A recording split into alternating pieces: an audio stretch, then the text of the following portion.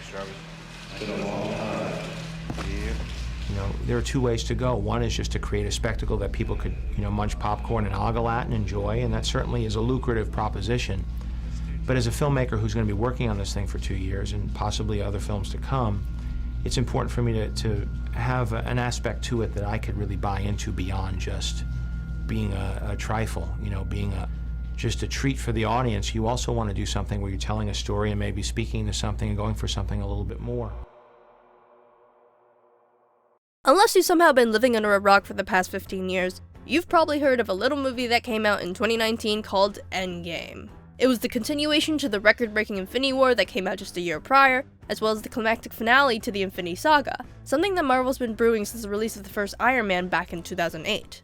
Nick Fury, director of S.H.I.E.L.D.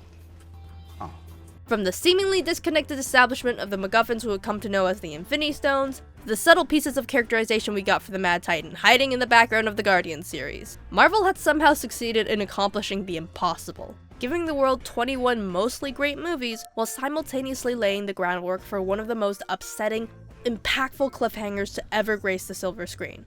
Oh, God. And all of it was leading up to Endgame. With this 3-hour-long film, fans were finally going to get to see a decade's worth of storytelling come to an end.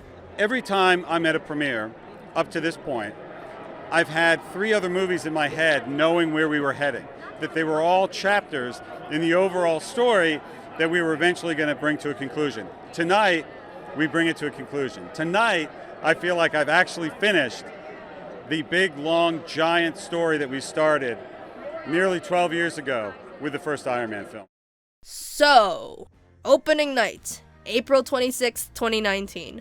With the weight of the entirety of what Marvel as a company has been working towards on the line, one question was on everyone's mind. Would this movie actually live up to all this hype? Endgame shatters box office records, bringing in $1.2 billion. Nope. Somehow, Endgame managed to take everything Marvel had been working towards, everything that had been so meticulously set up, and completely and utterly disintegrate every last one of them, leaving us with one of the most disappointing, disrespectful endings the saga could have possibly finished off with. So, let's talk about that for I don't know, 2 hours, shall we? Ladies and gentlemen, boys and girls, today in this video essay, I would like to peel back the layers of this mega franchise ending event of a film and show you how beyond its production value, beyond all the Marvel hype and blood, sweat, and tears that it took to get to this moment, Endgame itself was just not that good.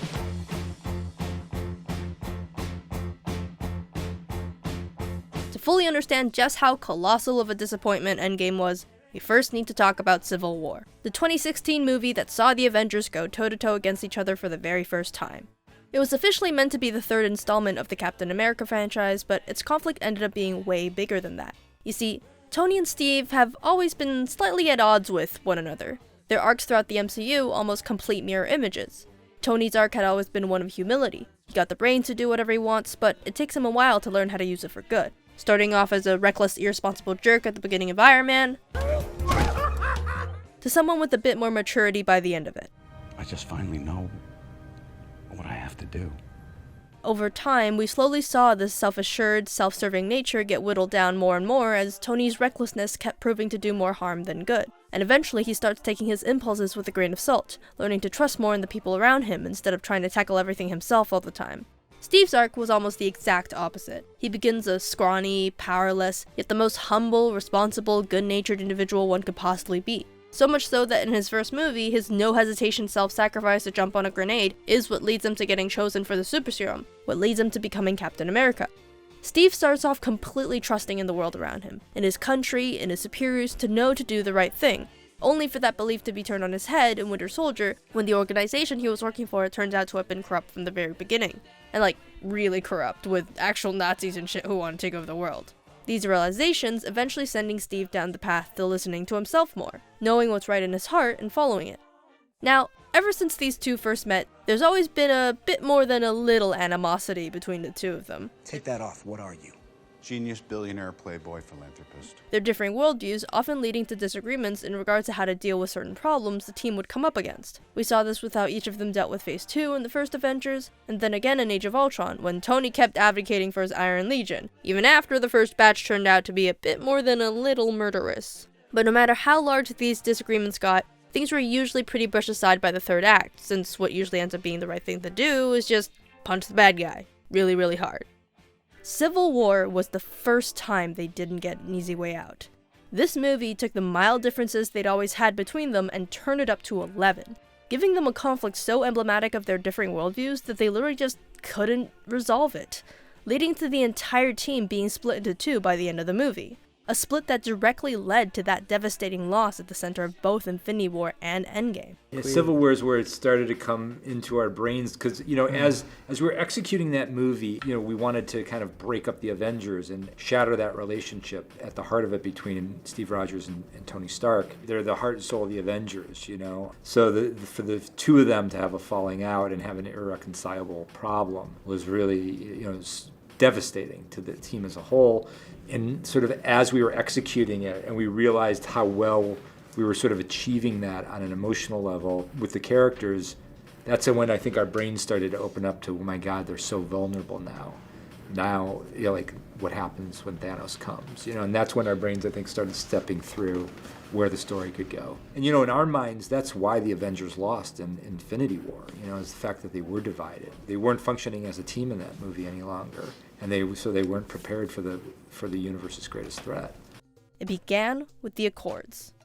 Have you ever sat in the theaters munching on popcorn, seeing those heroes zip around, ramming into building after building, and thought, aren't there people in there?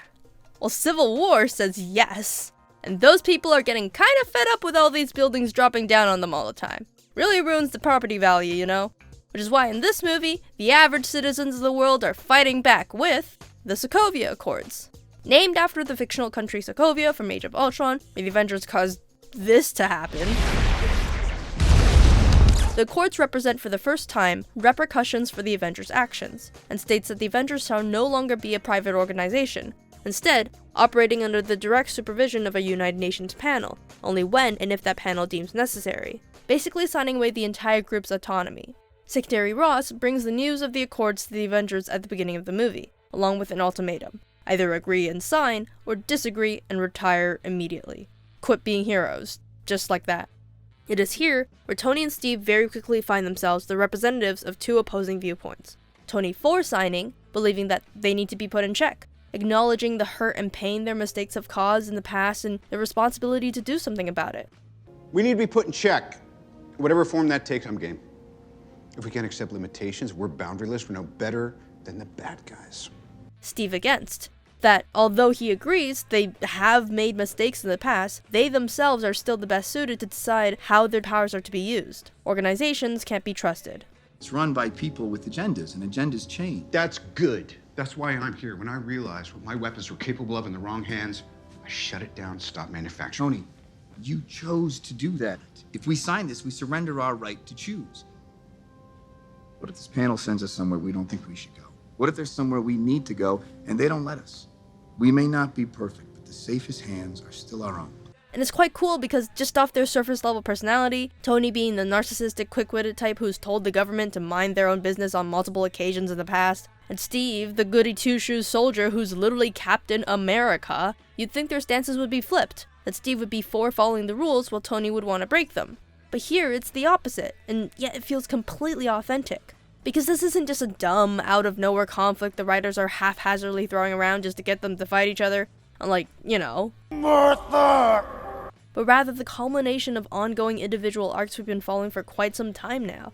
And what we end up with is a story that actually explores genuinely interesting concepts. The idea of ideals versus compromise, believing in yourself or trusting others, diving deep into this whole notion of what it takes to work in a team, whether that's within the context of the Avengers or even the context of the world in its entirety, with Tony and Steve's well-established histories lending so much more credibility and nuance to the arguments they're trying to make.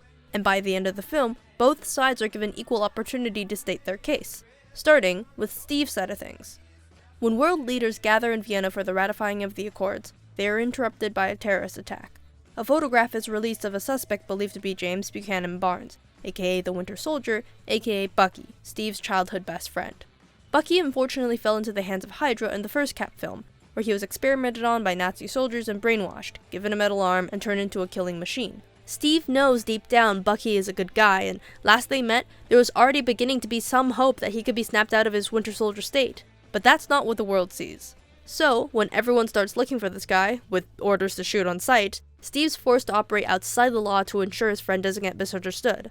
Things get even dicier when a lucid Bucky reveals that it wasn't him at all behind the bombings, but someone posing as him to draw him out of hiding. A guy named Zemo, who wants to topple empires, who now knows where to find a dozen super soldiers who are capable of doing so. And also obsessed with this one mission report, December 16, 1991 for some reason, no idea what that's about. Anyways, the Avengers need to get to this guy and fast. But at this point, because of what he had to do to get Bucky to safety, Steve and the rest of his crew have been deemed criminals, and Secretary Ross has given Iron Man exactly 36 hours to bring the rogue heroes in. The two halves meet on the tarmac of an empty airport. Supposed friends turned against each other for the first time. Steve tries to explain, but at this point, it's too late. A battle ensues, and although none of them were actually all too serious throughout, Rhodey ends up severely injured after an accidental misfire from Vision, as well as everyone except Steve and Bucky getting thrown into prison. A team that was once meant to take on the battles regular people couldn't, were now being used to waste time fighting each other instead of the real enemy, all due to needless bureaucratic misunderstandings. Then, even after those misunderstandings are finally cleared up, when Tony eventually catches up to speed on the existence of Zemo and implores Ross to send in the cavalry now that they finally know who the real target is, Ross won't let him, hell-bent on capturing what he believes is a rogue Captain America. This is exactly what Steve had warned everyone about at the beginning of the movie, that if they were to sign the Accords, they would be signing away their autonomy, that there could come a time when they needed to be somewhere but the authorities wouldn't let them go. And so, with the stakes now much higher, Tony finally gives in, sneaking off to give his old friend some much-needed backup. Now, if the movie ended the argument there, it would have taken a side. Captain America would have been right, and would have just done what all the other films had done. Have their differences be a slight obstacle in the middle, and then just make the stakes over the top at the end to not really have to deal with it.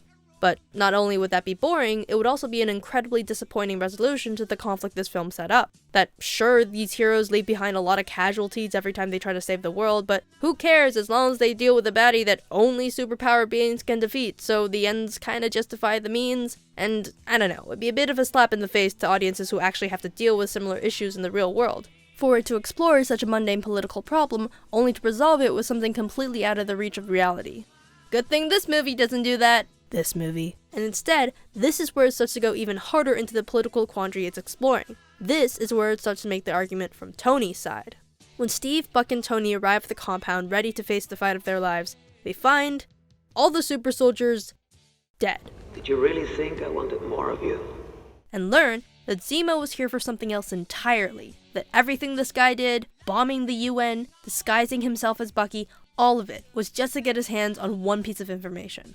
Mission Report, December 16, 1991. The day the Winter Soldier was sent out to steal the serums that allowed Hydra to create the super soldiers in the first place, and how in the process of covering his tracks, he kills the ones who are transporting the serum, making it look like an accident. A car accident. The car accident Tony thought killed his parents so long ago, now revealed to have been Bucky all along. Tony learns that standing right before him is the man who killed his parents. All of a sudden, this distant idea of casualties isn't so distant anymore. That although Bucky didn't mean to, the Winter Soldiers hurt a lot of people, his parents being two of them. Still in the middle of processing everything, Tony just has one question to ask. Did you know? I didn't know it was him. Shit me, Rogers, did you know? Yes. In a fit of rage, we get a serious showdown between the two. Not the "we're still friends, right, depend on how hard you hit me" shit from the battle at the airport earlier. They're past benign political differences now. This is personal. Steve tries to reiterate, to explain that that wasn't Bucky, but Tony doesn't care. He killed my mom. With this final battle, we are put into the mental headspaces of those who have been hurt by the heroes. Everyone understands that the Avengers don't mean to leave casualties behind, just as Bucky never meant to kill Tony's parents. But that doesn't mean that they can just easily overlook the immense amount of pain that come as a result of these mistakes. Zemo himself revealing that his entire family was lost during the Sokovia incident, that this entire vendetta against the Avengers has all been due to his inability to reconcile with that pain, a consequence directly the result of our hero's actions. And by the end of the day, he has fully accomplished what he set out to do. The Avengers are in pieces.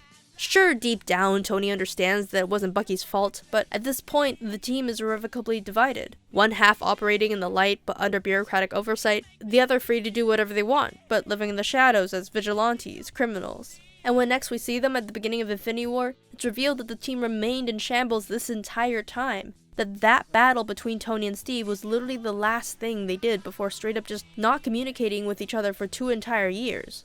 The Avengers broke up. We're toast. Broke up? Like a band? Like the Beatles? Cap and I fell out hard. We're not on speaking terms.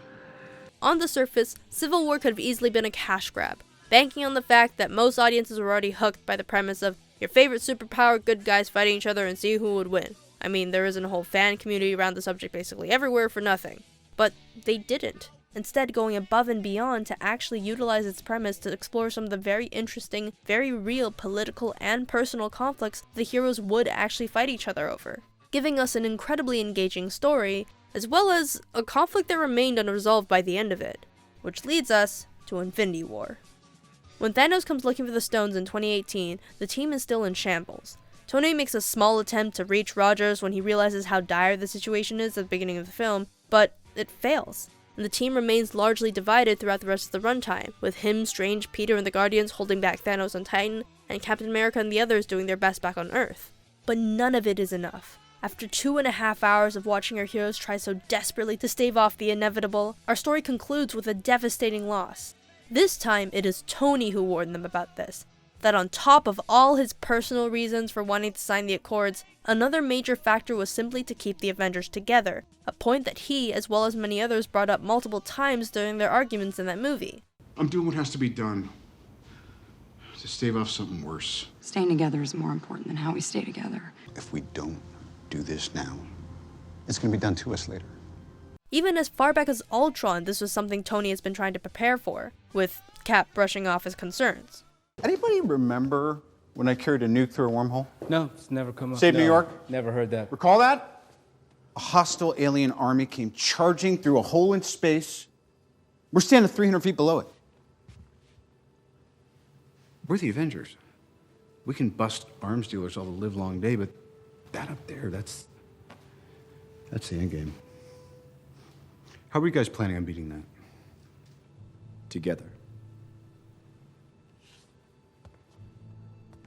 We'll lose. And we'll do that together too.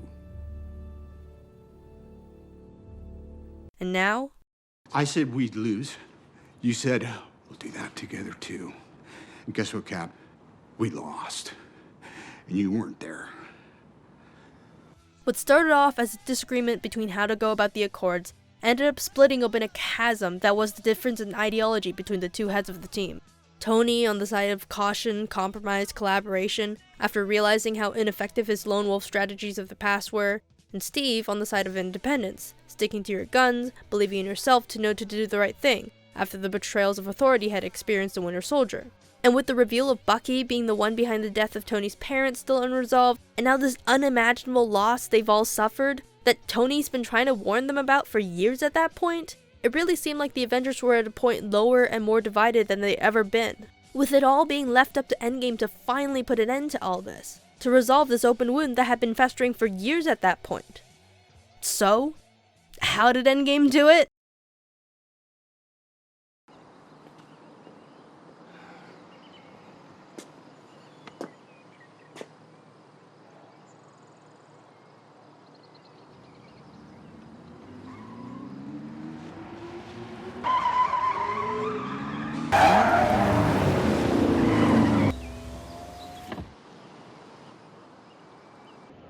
Why the long What are you doing here? Turns out resentment is corrosive, and I hate it. Me too. Sounds like a deal. What? No, actually, what? was that actually it? What are we, a quarter of the way into the film? Just boom, they're just good now? That's how they're resolving this? Back up. How the heck did we get to this point? So the Avengers are absolutely devastated at the beginning of this movie, right? After reuniting for the first time since Civil War, Cap tries to motivate everyone not to give up, to get out there and find Thanos, but Tony's not having it. He believes that this is it. There's no hope. They try to fight Thanos and they got their ass whooped, and he's just about done getting pulled around by Steve's giddy optimism. So the team just kind of ignore him and eventually figure out where Thanos is and realize that if they can just steal back the stones from him, they'll be able to snap their own fingers, bring everyone back. Everyone is tense as they arrive at the garden, only to find that Thanos used the stones to destroy the stones. That Tony was right. There really is no hope. They really fully, completely fucked up this time with absolutely no possibility for redemption. Then, 5 years later. Nobody cares.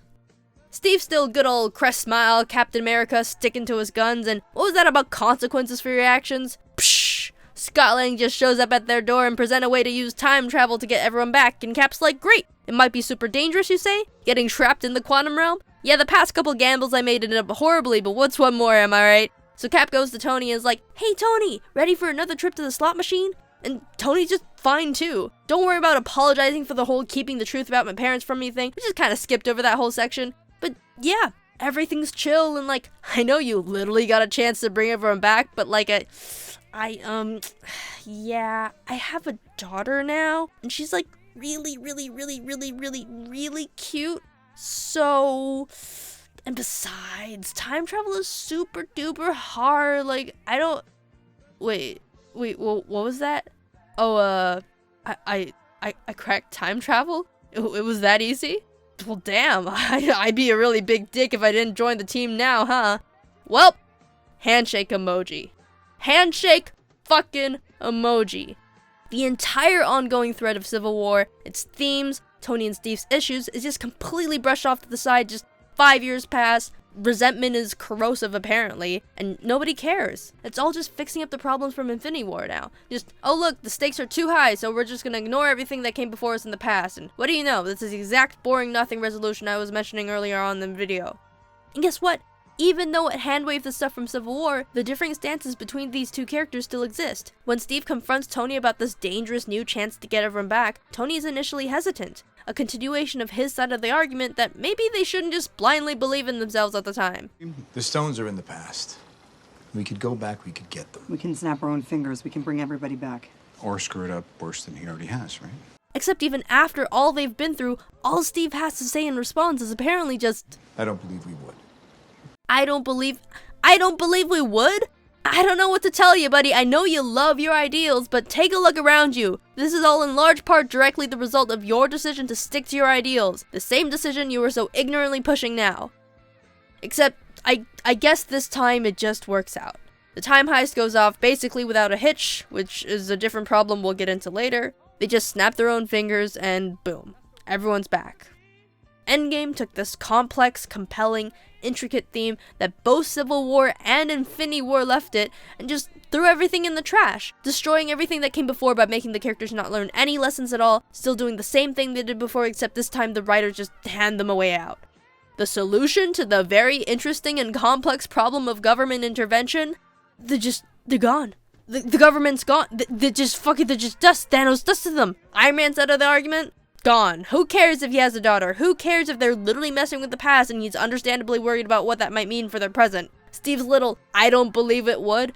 Guess what? Doctor Strange literally said there was a 1 in 14,605,000 chance that you guys succeeded. But hey, who cares as long as this was the one, am I right? So, yeah.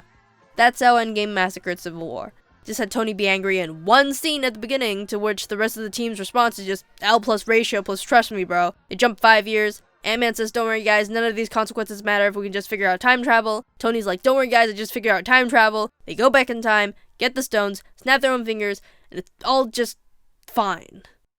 Let's move on to Infinity War, shall we?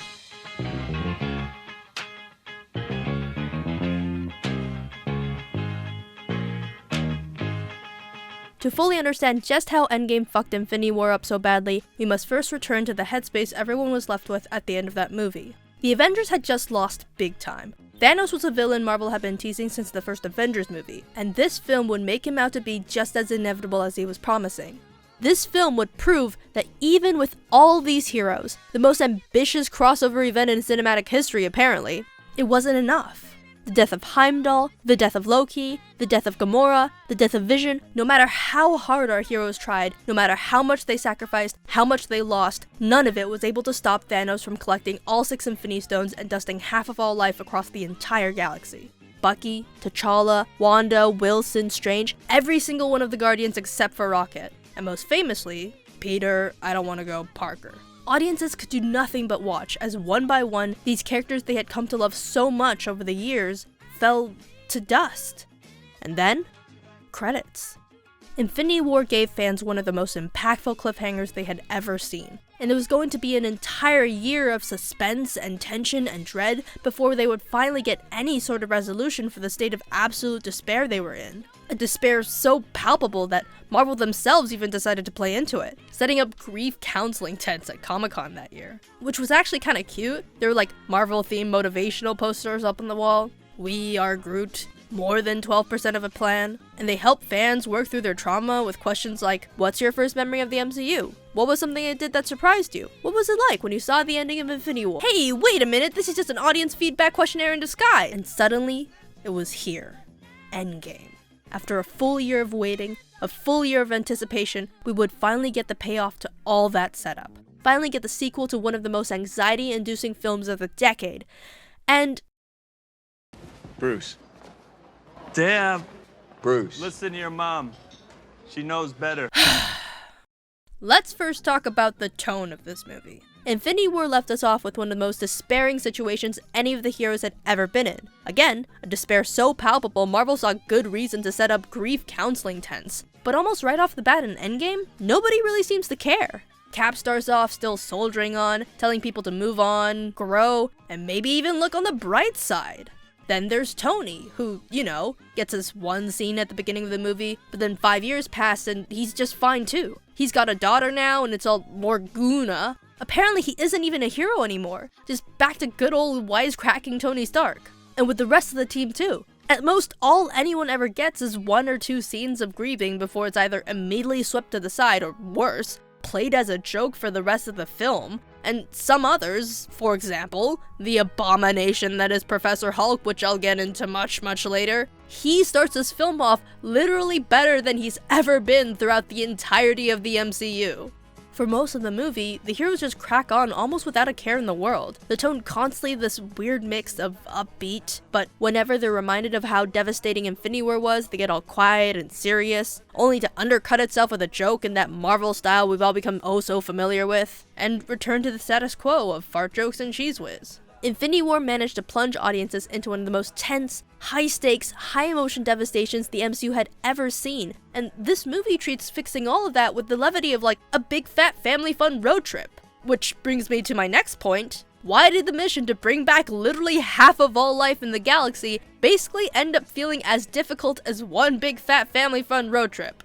Infinity War did an amazing job, jobbing Thanos up to be the most badass dude in the galaxy. It had the Avengers teaming up with the Sorcerer Supreme, teaming up with the Guardians, teaming up with your friendly neighborhood Spider-Man, teaming up with the Black Panther, as well as the entirety of the Wakandan army, and yet the film's answer was that none of that was enough. Almost the entire MCU lineup of IPs that they had slowly built up throughout the entire decade, all coming together in this epic once-in-a-lifetime crossover, and they barely even laid a scratch on the guy throughout the entire runtime of the film. And when he finally manages to use the power of the 6 Infinity Stones to snap literally half of all life away at the end of that movie, it left audiences with the feeling that this was an impossible situation to get out of. That impossibility being one of the things that made Endgame such a must-watch. To find out just how the hell the heroes are gonna get themselves out of this mess. How epic their efforts must have to be in this movie for them to be able to beat a villain they already lost so completely to once already. So, how did Endgame do it? Time travel! What? I see this as an absolute win. Endgame's resolution to the impossible to get out of situation that Infinity War left off with was not to make our heroes have to do even cooler shit in order to get themselves out of it, but rather artificially make the impossible situation itself less impossible through completely contrived and bullshit ways. So, the movie starts off with our heroes forming a plan to steal the stones back from Thanos, to do a reverse snap, to bring everyone back, only to find that Thanos used the stones to destroy the stones, and they are absolutely really no ifs, no buts, no coconuts, fucked. Thor cuts his head off, and the team leaves. Then, 5 years pass. We cut to the quantum machine sitting idle in a storage facility, when suddenly, a rat.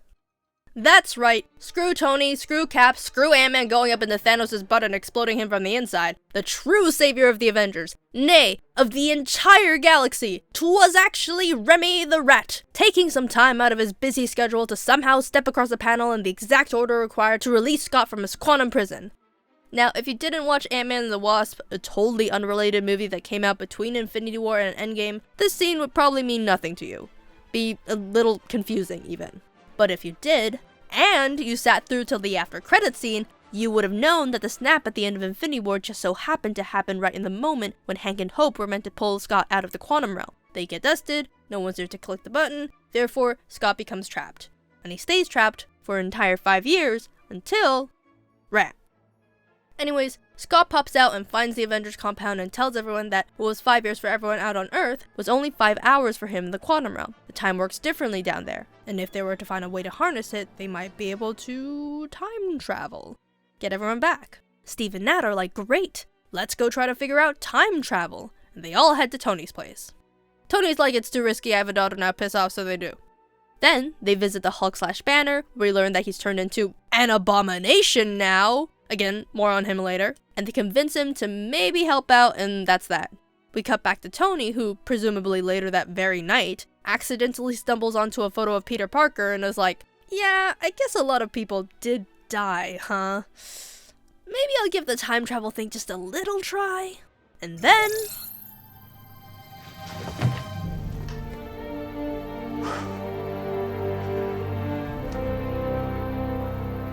Shit!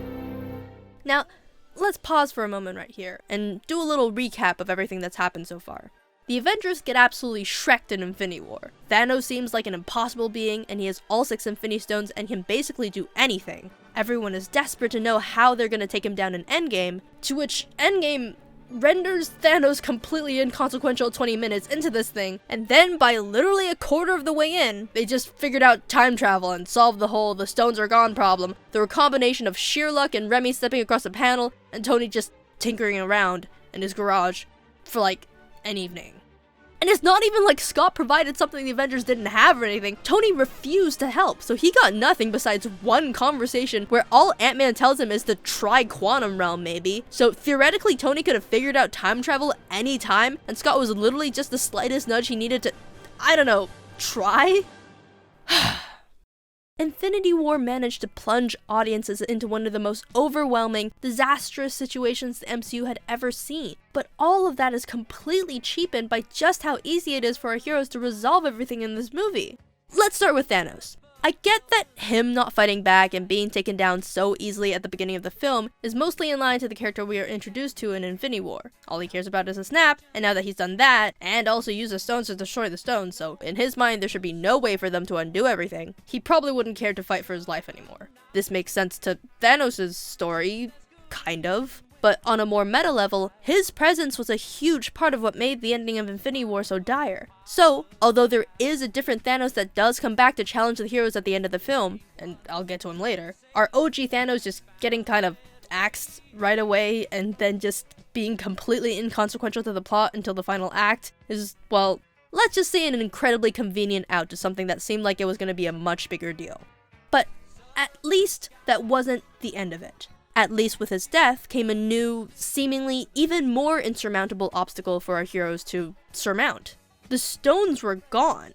Their only way out of this mess was destroyed, and due to Infinity War and the entirety of the Infinity Saga that came before it, we become very familiar with these stones and the power they possess, so the fact that they were destroyed was a huge deal. But then, Tony just figures out time travel in a single scene, and suddenly nothing is that big of a deal anymore. Practically the entire film is like this. After they figure out time travel, we continue onto a section where they're getting the band back together, and although they try to make it seem like each of the Avengers are in such a dark state after the 5 years that they just won't join back anymore, they just do. Both Thor and Hawkeye agree to join back in a single scene with like one conversation of convincing. No, literally. Thor especially. We open up on Valkyrie noting that Thor won't see them. He won't see you. But then they just enter his place, to which he is actually incredibly thrilled to see them and don't give off the vibe that he would have turned them away at all. Anyways, but then, oh my god, Thor is fat now, and he's this pathetic Fortnite shit-talking loser? And he's so traumatized by what happened with Thanos that just saying his name sends him spiraling into the beginnings of the panic attack? Yeah, no, Rocket just says there's beer on the ship, and that's how they convince him to join the team. Infinity War left our heroes with one of the most impossibly difficult situations they'd ever encountered in the MCU. With everything they did, every obstacle they'd encountered requiring immense sacrifice, both internal and external, to overcome. But everything is just so easy in Endgame, with solutions to obstacles practically just handed to them on a silver platter, resolved so immediately they might as well not have bothered setting it up in the first place. And no more apparent is this problem than in the time heist itself. The plan is basically to split off into 3 teams, each in charge of a couple stones to retrieve. Tony, Steve, Scott, and the Abomination go to New York, Rhodey, Nebula, Clint, and Natasha go to space, and Rocket and Thor go to Asgard. In Infinity War, every single stone that was taken by Thanos on screen came with it an intensity and drama that made every handoff exciting, and like a big deal. The Reality Stone saw Thanos tricking Gamora into thinking she'd killed him, leading to a brutal scene of her breaking down, showing that even though it's Thanos, and she would not hesitate to slit his throat, there's still some part of her toxic and abusive past that won't let go. The fight for the Soul Stone led to intense moments like Quill promising to kill Gamora if Thanos ever got to her, and him actually committing to that promise. A rare moment of maturity and will from someone who had been characterized so much as the incompetent buffoon of the bunch. And when Gamora had to make the same trade-off with her sister Nebula, she couldn't, leading to her own death on Vormir, where Thanos sacrifices her for the Soul Stone, and we get the end to a character we've been following through 2 movies by now. The fight for the Time Stone led to an epic crossover team-up between extremely unlikely groups: science, magic, space, ass-kicking, giving us this super cool fight scene of everyone mingling their powers together to take Thanos down, only for him to defeat every single one of them, literally weaponizing an entire moon, which was just, holy shit, such a badass scene, and stabbing Tony in the stomach. And finally, the Mind Stone was physically linked to a long-running character, Vision, a friend to everyone on the team, as well as Wanda's potential partner. As well as kind of Banner and Tony and Ultron's son, so there's also that. All of a sudden, the Americas are plunged into a trolley problem dilemma of either sacrificing Vision along with the stone right then and there, or taking the risk of bringing him to Wakanda, where they might be able to extract the stone from him before destroying it, risking Thanos getting to it in the meantime. But, as Cap says, we don't trade lives, Vision. The plan fails miserably as they are unable to hold Thanos and his forces back, causing them to abandon the plan, forcing Wanda to destroy Vision with her own hands at the very last second. But she does it. Against all odds, she destroys the stone, killing the one she loves just in time before Thanos got to it. Only for the Mad Titan to nonchalantly use the Time Stone he just beat the crap out of Tony for, to turn back time, bring Vision back from the dead, just to kill him all over again by crushing the Mind Stone out of his skull with his bare hands. Every single stone Infinity War tackled brought with it an immense weight and tension, its plot tightly interwoven with character dilemmas that made each sequence gripping to watch. But oh my god, is it the opposite in Endgame? The Power Stone, you say? How about Nebula just reaches into the shield on Morag with her bare hands and just, she just takes it. No opposition at all. Her and Rhodey show up on Morag, witty banter for a bit. She just sticks her metal arm through the barrier and that's that. They just have the Power Stone now. Or how about the Reality Stone, where Rocket literally grabs the stone off screen? No, seriously, the two arrive on Asgard, Thor's an absolute mess, so he just fucks off to have a chat with his mom. Who cares about the mission, am I right? Leaving Rocket to do all the work by himself. By the time we cut back to the two, we get this one shot of Rocket ominously holding up this strange device that never got exposition, so the audience doesn't know what the fuck it is. Then it cuts to Thor finishing up his chat with his mom, and by the time we've returned to Rocket, he's just gotten the stone easy peasy. Frigga tells Thor to eat a salad, and then they just leave. And then, even with the other stones where there does at least seem to be some attempt at conflict or like any obstacle that our heroes will have to overcome, they're all just like immediately resolved extremely bullshittedly. For example, the Space Stone, where we start off with this elaborate plan that Tony and Scott seem to have formulated, but oh no, it goes wrong when past Hulk bursts out of nowhere and they lose the Tesseract. The only thing they bothered to set up before they started time traveling was that they only have enough Pym particles for one round trip each. No room for error, no room for fuck-ups. And now they fucked up. How the hell are they gonna get themselves out of this mess?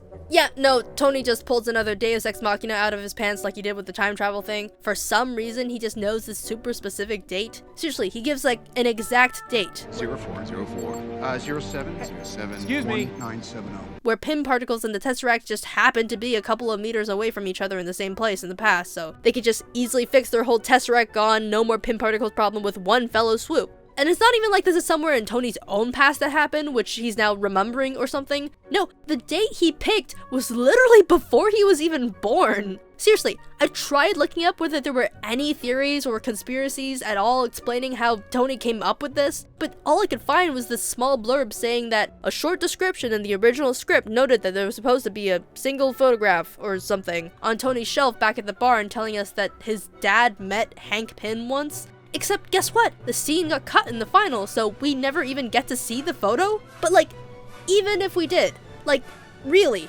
that's all they had planned. Even if this tiny photograph was kept in the film somehow, I feel like it still wouldn't have been enough to explain how Tony managed to pull 1970 April 7th out of his ass, out of nowhere, that just happens to solve all their problems. And then the two just nonchalantly stroll into a presumably high-security military camp and steal both the Tesseract and Pym particles with practically no real opposition at all. Steve makes up some scheme to get Hank Pym away from his desk, and he just takes the particles easy peasy. And over on Tony's side with the Tesseract, he literally just cuts into this military-protected box with his laser fingers. No sirens, no alarms, or anything at all. Tony hugs his dad, and that's that. That's how they get the Space Stone. Anyways, moving on to the Time Stone. Banner arrives at the Sanctum Sanctorum and just has a single conversation with the Ancient One, and she just gives it to him. And the conversation didn't even make any sense!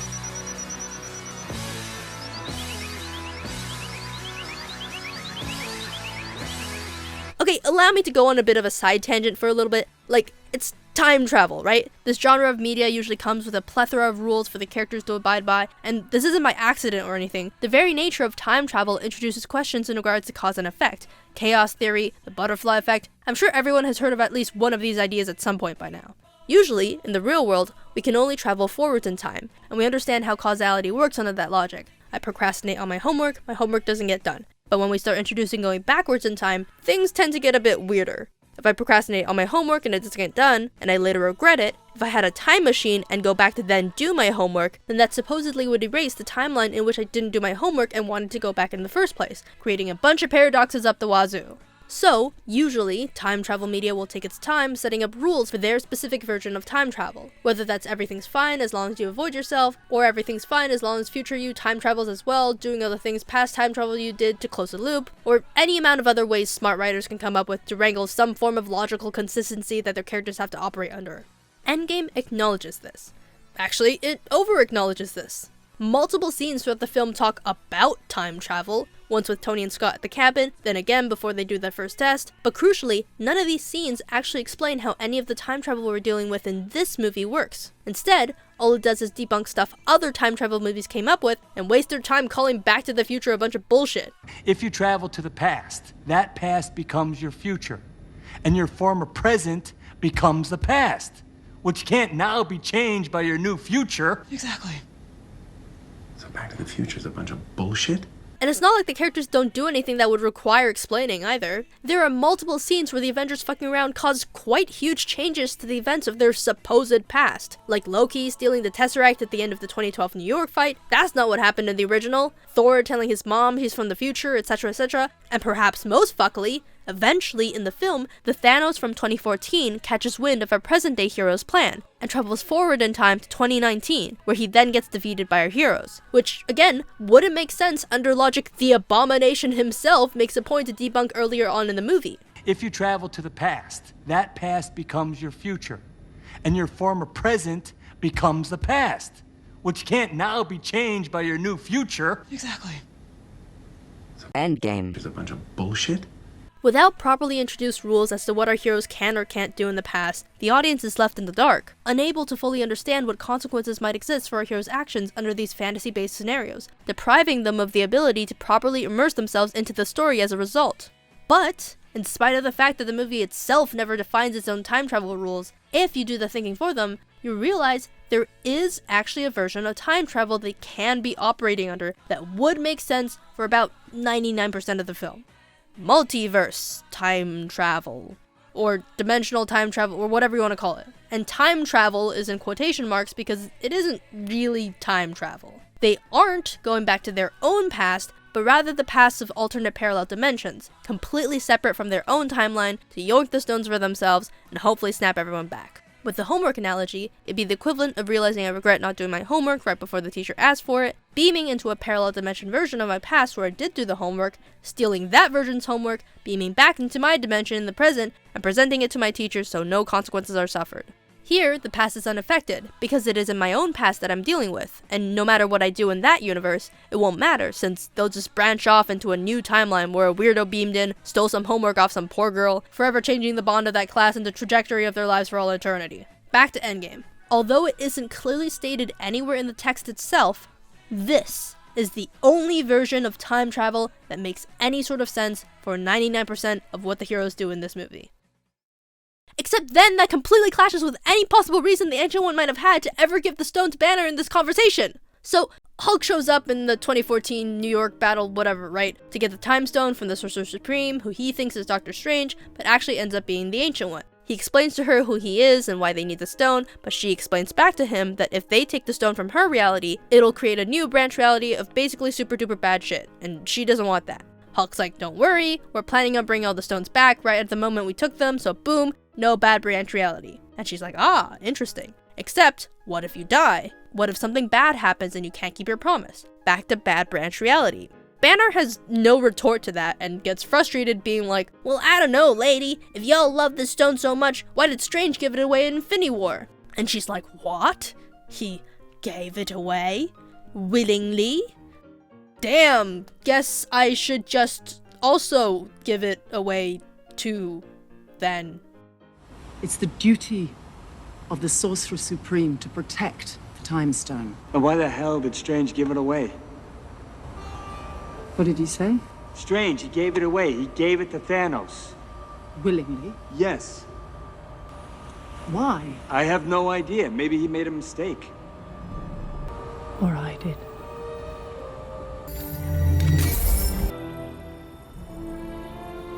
What? Why is Stephen Strange from Banner's universe deciding to give his stone away, the thing that convinces the Ancient One of this universe to give Banner her stone? Her reasons for not handing over the stone, I'll remind you, is A, that if their world doesn't have the Time Stone, they're fucked, and B, even if Banner says they can get it back to them, she can't trust that. In order to return the stones, you have to survive. We will. I will. I promise. I can't risk this reality on a promise. Both of those still apply with the realization that Stephen from Banner's universe gave the stone away. It doesn't matter if he did the only thing that could possibly save his universe, she now knows about Thanos and can hopefully do things to prevent the same thing happening in her universe. You know, something she would logically do. Again, other time travel movies have rules for a reason, guys, to not change the past, therefore fuck with the future. Anyways, so her realizing Banner's situation really sucks shouldn't have had that much an effect on her. So much so that she, as the Sorcerer Supreme, the Grand Wizard whose main duty is to protect the Time Stone, also just fucking gives it away. I looked around online, and it seems like the general consensus is that Doctor Strange is supposed to be like the best Sorcerer Supreme. The best of us. The Ancient One says it a bunch of times. So, when she heard that Doctor Strange willingly made the decision to give the Time Stone away, like the exact opposite of what the Sorcerer Supreme is supposed to do, she's like, it must have been for a reason, 'cause this man can do no wrong, apparently. Which is, okay? This still doesn't really make any sense.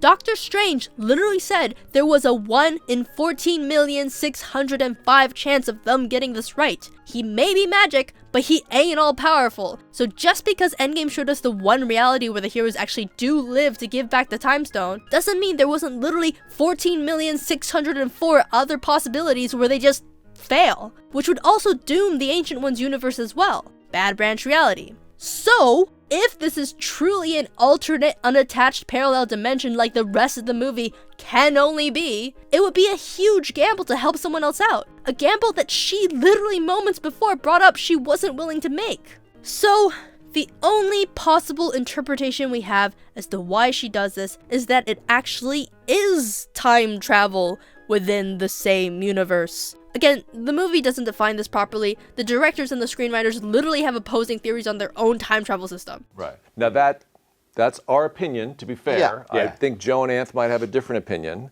And she's doing this to help her own universe's future. Her timeline being the same as Banner's. Except then that doesn't correlate with the bringing past Thanos to the future and killing him thing. That breaks the loop. There is no loop. All this movie does is shits on why time travel movies are a bunch of bullshit, and then proceeds to create a movie where time travel is bullshit to join them. Back to part 2, tangent over. Out of all 6 stones, the entire Act 2 of the story, there were only ever 2 stones that felt like there was any real opposition at all to them being taken.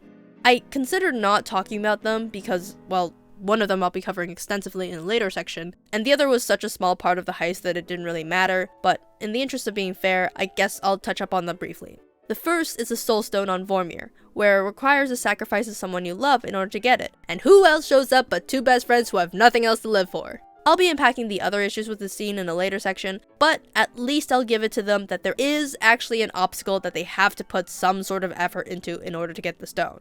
Then there's the Mind Stone that Cap successfully retrieved before he had to go help Tony out with the bullshit past stuff, and this was the only stone that was honestly just like, fine. Pretty good even. The sequence has Cap fighting himself, having to face Hydra to get it, and you get that iconic elevator scene again, but this time he says, "Hail Hydra," and it's clever. It shows he's really grown as a person, taking a note from Tony's book to just cut the wire instead of trying to fix everything with sheer determination all the time. Then he has a fight with his past self for it, and he's able to use his own weaknesses against himself to get the stone. Honestly, pretty entertaining. Gets a pass from me. But that was it. Just 1 stone out of the entire 6 that didn't totally suck. A sequence that literally, I shit you not, takes up a cumulative 3 minutes. The fight for the stones in Infinity War was an epic battle between the forces of good and evil, where evil was so intimidating that it actually won. The quest to reverse all that in this movie is a literal shopping trip through a multiverse grocery store, where in order to get the stones, all you have to do is either A, grab it off the shelves with your bare hands, B, grab it off screen, C, ask those with the stones already in their shopping cart next to you and they'll just give it to you, apparently. Or D, even if you realize you can't get what you're looking for because they've stopped selling that item, don't worry, because Tony Stark would just show up at your doorstep with a fucking time machine. Even the gauntlet itself is rendered so trivial compared to what it got in the previous film, and actually sort of nicely summarizes the absolute whiplash you get in terms of gravity, importantness. I'm running out of words to describe good storytelling here between the 2 films. Although it was only a small part of Infinity War, by the time we meet Thanos, he already has it. When Thor arrives at Nidavellir to forge Stormbreaker, we learn that Thanos actually went through quite some trouble to get that gauntlet made. Nidavellir, according to Rocket, is supposedly a legend, a place to go if you want the most powerful, horrific weapons to ever torment the universe. And Thanos not only went there, but held the entire population of 300 dwarves hostage, all to force 1 dwarf Eitri to make the gauntlet for him. And even after he'd done what he'd asked, Thanos killed the dwarves anyways, and even malformed Eitri's hands just to prevent him from making any more weapons, saying that they now belong to him. It was a relatively small part of the movie, but it is what led to the entirety of Nidavellir being shut down, and Thor having to endure the heat and force of an entire neutron star to get it back up and running again, risking his life and nearly dying in the process. But guess what? In this movie, Tony just... he just makes it. In a single shot. In a montage. Before we know it, the heroes are back from the past all starry-eyed like, we did it! Until they realize Nat lost the Vormir coin toss I mentioned earlier, and go be sad aesthetically in a pavilion somewhere. Then they move on, make the gauntlet in a montage, argue a bit about who's gonna snap their fingers, they settle on the Abomination because they too want him to die, and just like that, everyone's back.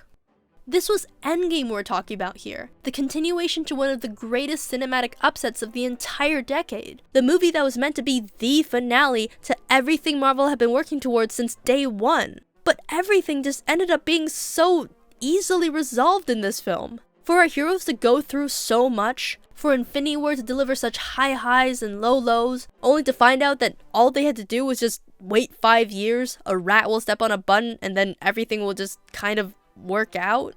It was all just so disappointing.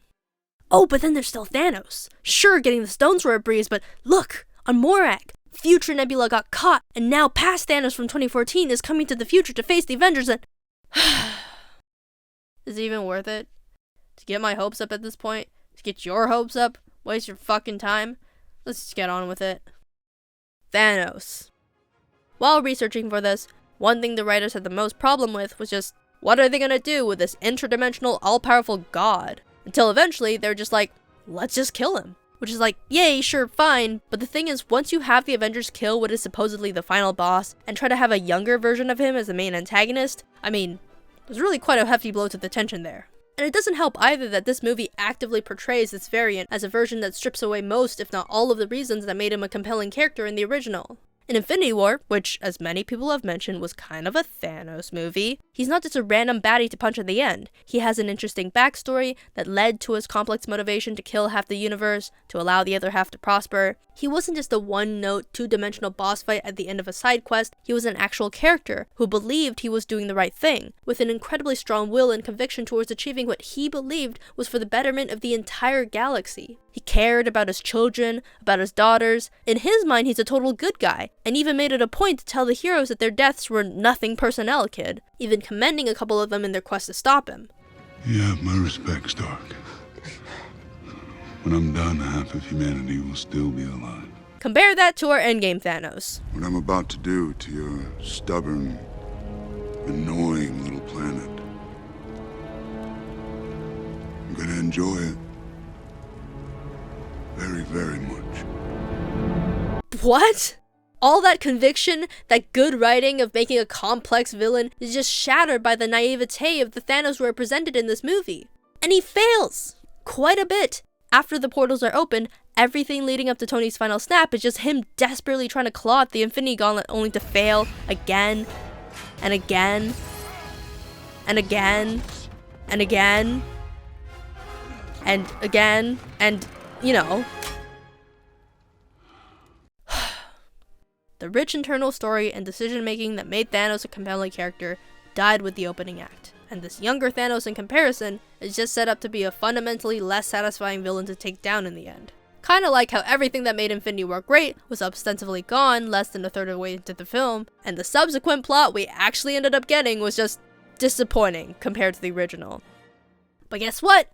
We're not done yet! Far from it! Sure, Endgame brushed off any of the interesting themes it got from Civil War, trampled on all the intensity of the plot from Infinity War, but guess what? They're still the characters, right?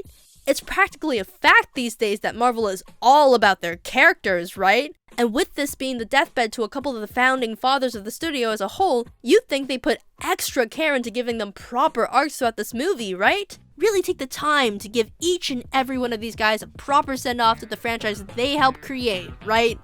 Right? Also wasn't the point of the movie. The point of the second movie was saying goodbye to the original 6 Avengers. And it was definitely going to be a mic drop for the 6 principal Avengers. We knew that in wrapping up the story in Avengers Endgame, we were mostly trying to close the narratives of the original Avengers.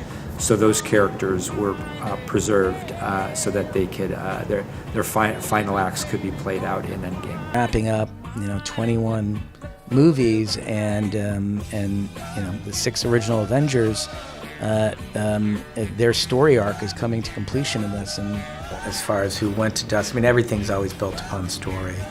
And we'll just say that there's a reason that the original 6 Avengers are left. So it was designed to leave behind the original Avengers, because Endgame very much follows their story.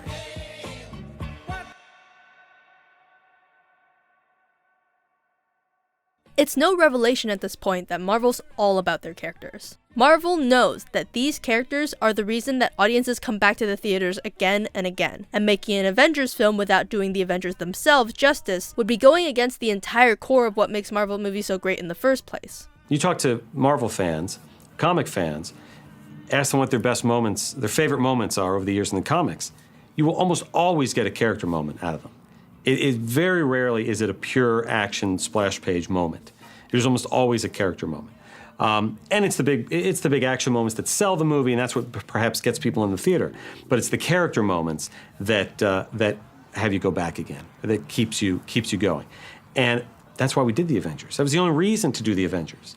With that in mind, 3 monumental characters in the MCU canon die throughout the runtime of this movie: Iron Man, Captain America, and Black Widow. Well, Cap doesn't die necessarily, he retires, but like basically the same thing.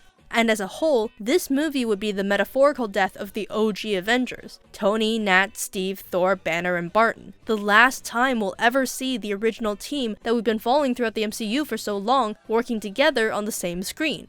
Marvel knew this.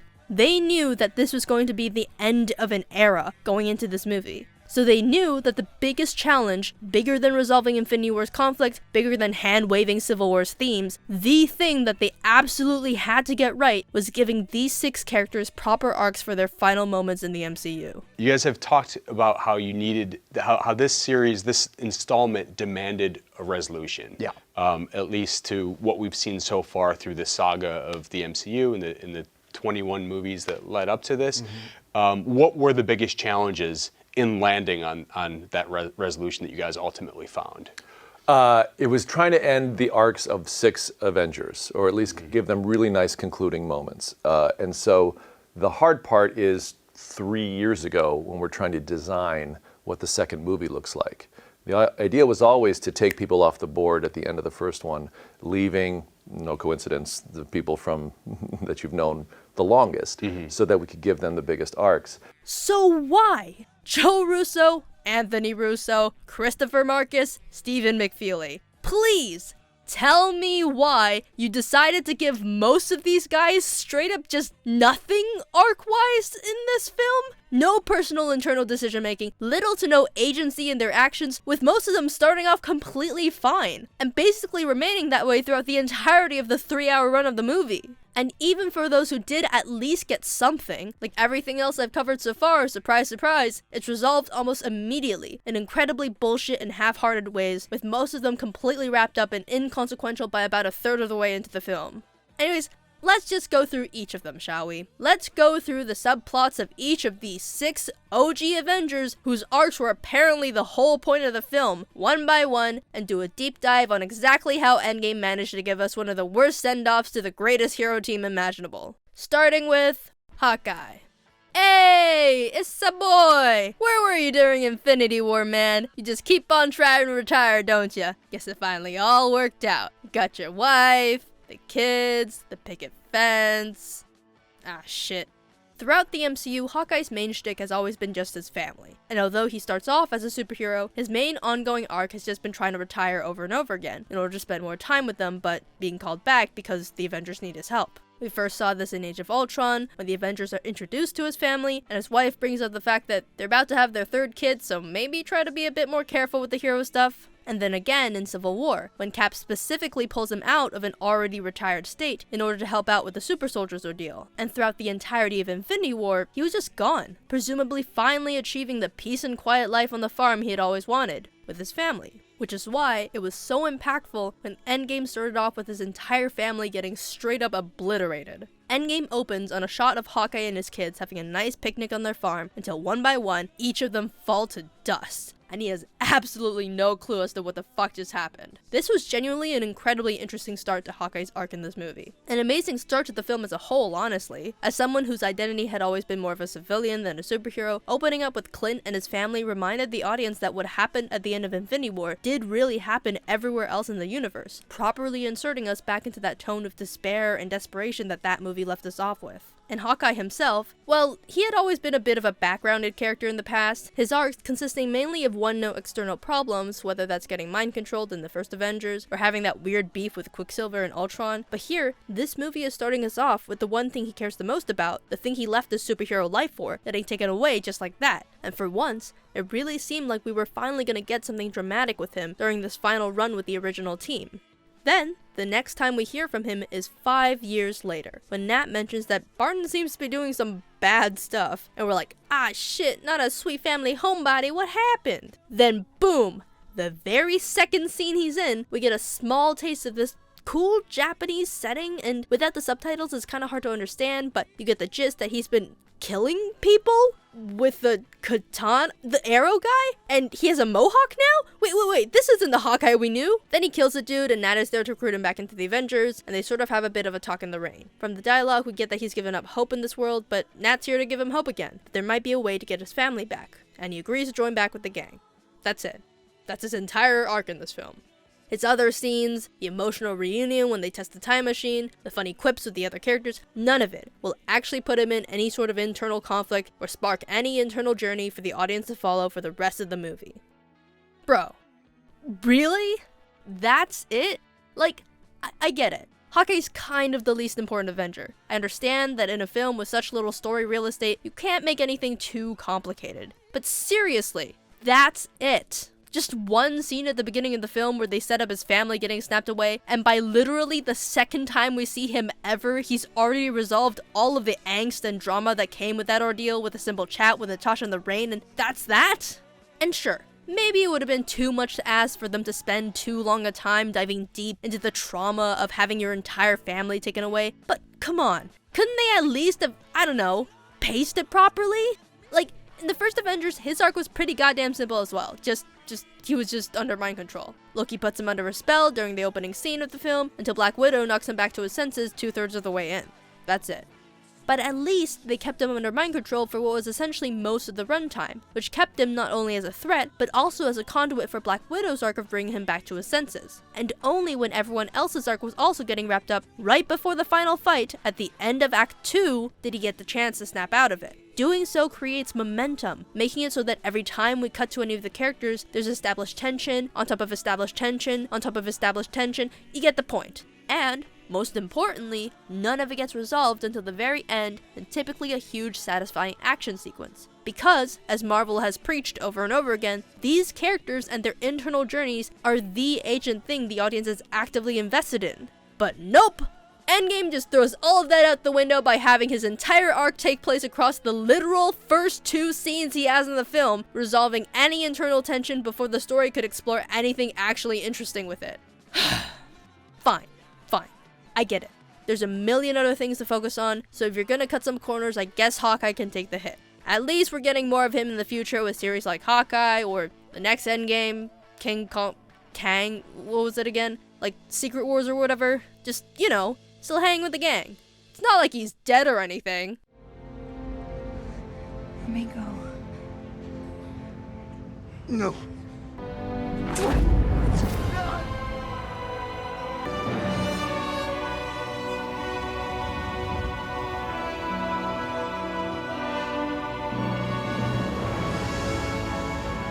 Black Widow dies in this movie. Black Widow, a character that the audience has grown to love so much they practically forced Marvel to give her her own movie, this is the end of her character. You can't just barn your way out of this one and give her a piss script to sit in the corner anymore. This one needs a satisfying conclusion, where you're being irresponsible with the expectation and attachment you've nurtured in the audience for so long. So what does Endgame do? Reduce her entire arc to a 5-minute scene of who can yeet themselves off a cliff the best. Okay. So, what is Natasha's arc in this film? It's just dying. Her major conflict in this film is just that she needs to die in order to get the Soul Stone, an arc that begins 2/3 into the movie and concludes 5 minutes later.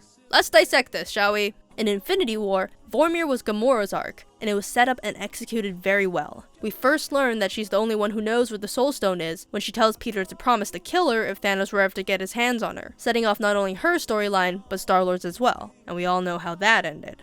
Through the arc, we get to explore Thanos and Gamora's relationship to each other, and the Soul Stone, being the one stone yet to be seen throughout the entire Marvel filmography, is the only one that is properly hidden from Thanos, making it the hardest to find, and it is what Thanos spends the most time actively procuring, the thing that is ever even considered an obstacle to him. Then, when they finally figure out where it is, the knife twists again. After just exploring this complex relationship he has with his daughter, he is told he has to sacrifice her for the stone.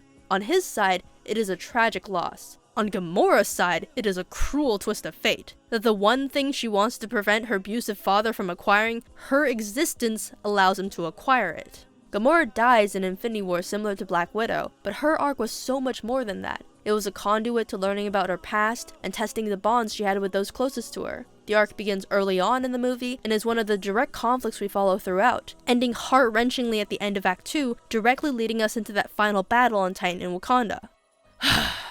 But what about Endgame? The fact that someone has to die is not mentioned at all until Red Skull tells them on Vormir. And you're like, oh shit, right, someone has to die. Sure, being a sequel to Infinity War, you should already know this fact as an audience, but the important part is that none of the characters know. And because none of the characters know, it isn't present at all as a diegetic conflict in the film until literally like an hour and 48 minutes in. And because there was literally no build-up given to Widow's death scene at all, what we end up getting is just an incredibly generic 5 minutes where Nat and Barton arrive on Vormir, realize, oh shit, someone has to die, then go, wait, you're not just gonna stand by and let me kill myself for you? Which again is like another adoy, like these two are not only heroes but best friends. Obviously they were going to sacrifice themselves for one another. So, after that takes like way more time than it should have, they just play a game of who can eat themselves off the side of the cliff the best. A game that Widow wins and dies.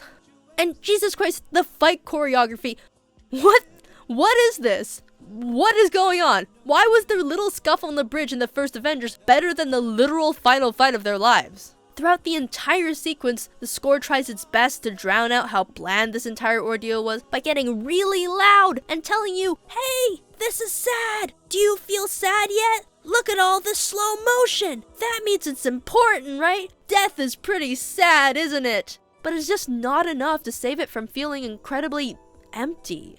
These were Black Widow's final moments. The badass that literally tricked the god of trickery in the first Avengers, the one who turned the tide with that honestly hilarious sequence in Civil War. There was even an entire sub-arc of her romance with Bruce that was just completely unresolved. No internal struggle, no narrative, literally all she gets in this movie is just go, ah shit, I need to die. Dies. But you know what the worst part is? The worst part is that similar to Hawkeye, the premise was actually really interesting. Her having to sacrifice herself for the Soul Stone on paper is actually a perfect conclusion to Widow's arc across the MCU. Her main thing was just having this dark and gritty past, being raised from childhood as a mindless assassin, only getting out of it when a Barton that was sent on behalf of S.H.I.E.L.D. to kill her decided to recruit her instead. And ever since then, everything she's done, everything she's been doing, has all been tokens towards the need to atone for her sins. So the Soul Stone drop was theoretically her perfect chance to potentially do just that. By sacrificing herself to save literally half of all lives in the entire universe, she actually had the chance to wipe her ledger free from all of that blood in her past. She does reference this very, very slightly in one line before they do their little tango, but it's so generic and vague, most people probably never would have got like a tenth of the depth this scene could have reached. You know what I've become. Oh, I don't judge people on their worst mistakes. Maybe you should. You didn't. Seriously, if only her arc in this film wasn't just so incredibly rushed, I really think it could have been an interesting thing for her character to go through. Imagine if Natasha finds out someone has to die from Nebula during the planning phase, but keeps it from the others, tricking everyone to let her be on the team that goes to Vormir. Now you have tension every time it cuts back to Nat on the journey, even having her lie to the only family she's ever had just to save them from this fated quest she's put herself on. And you can even have the Barton-Nat face-off if he also finds out, but similar to Nat, doesn't want the rest of the group coming, so he secretly puts himself on the team as well. Nat opposes this, but Barton's insistence tells her he knows, and he's not letting Nat be the hero that easily. In order not to drag anyone else into the ring, they don't make a fuss, keeping on an innocent facade, capitalizing on their identities as the only two spies on the team, until they break off from the others. In the spaceship, the tension is broken when Nat reveals she knows Barton knows. And Barton says that's not going to stop him. Before they know it, the two arrive to top the Vormir drop. Red Skull's pleasantries left behind because they already know what's at stake. This is it. Completely wordless, we get a proper final showdown between the two, going full out against each other, fighting seriously for the first time until Nat wins and Barton gets a Soul Stone. Like, honestly, this isn't much different, but at least it's something that isn't set up and immediately resolved in the same scene. Instead of the juicy, drama-filled depth that Widow's death could have been, all we get is literally a single sequence. After all the other stones had little to no consequences standing in their way, this one is suddenly like, look, one of your favorite heroes in the MCU is going to die now! And before you've even processed that information, she's just there, at the bottom of the Vormir drop, gone forever.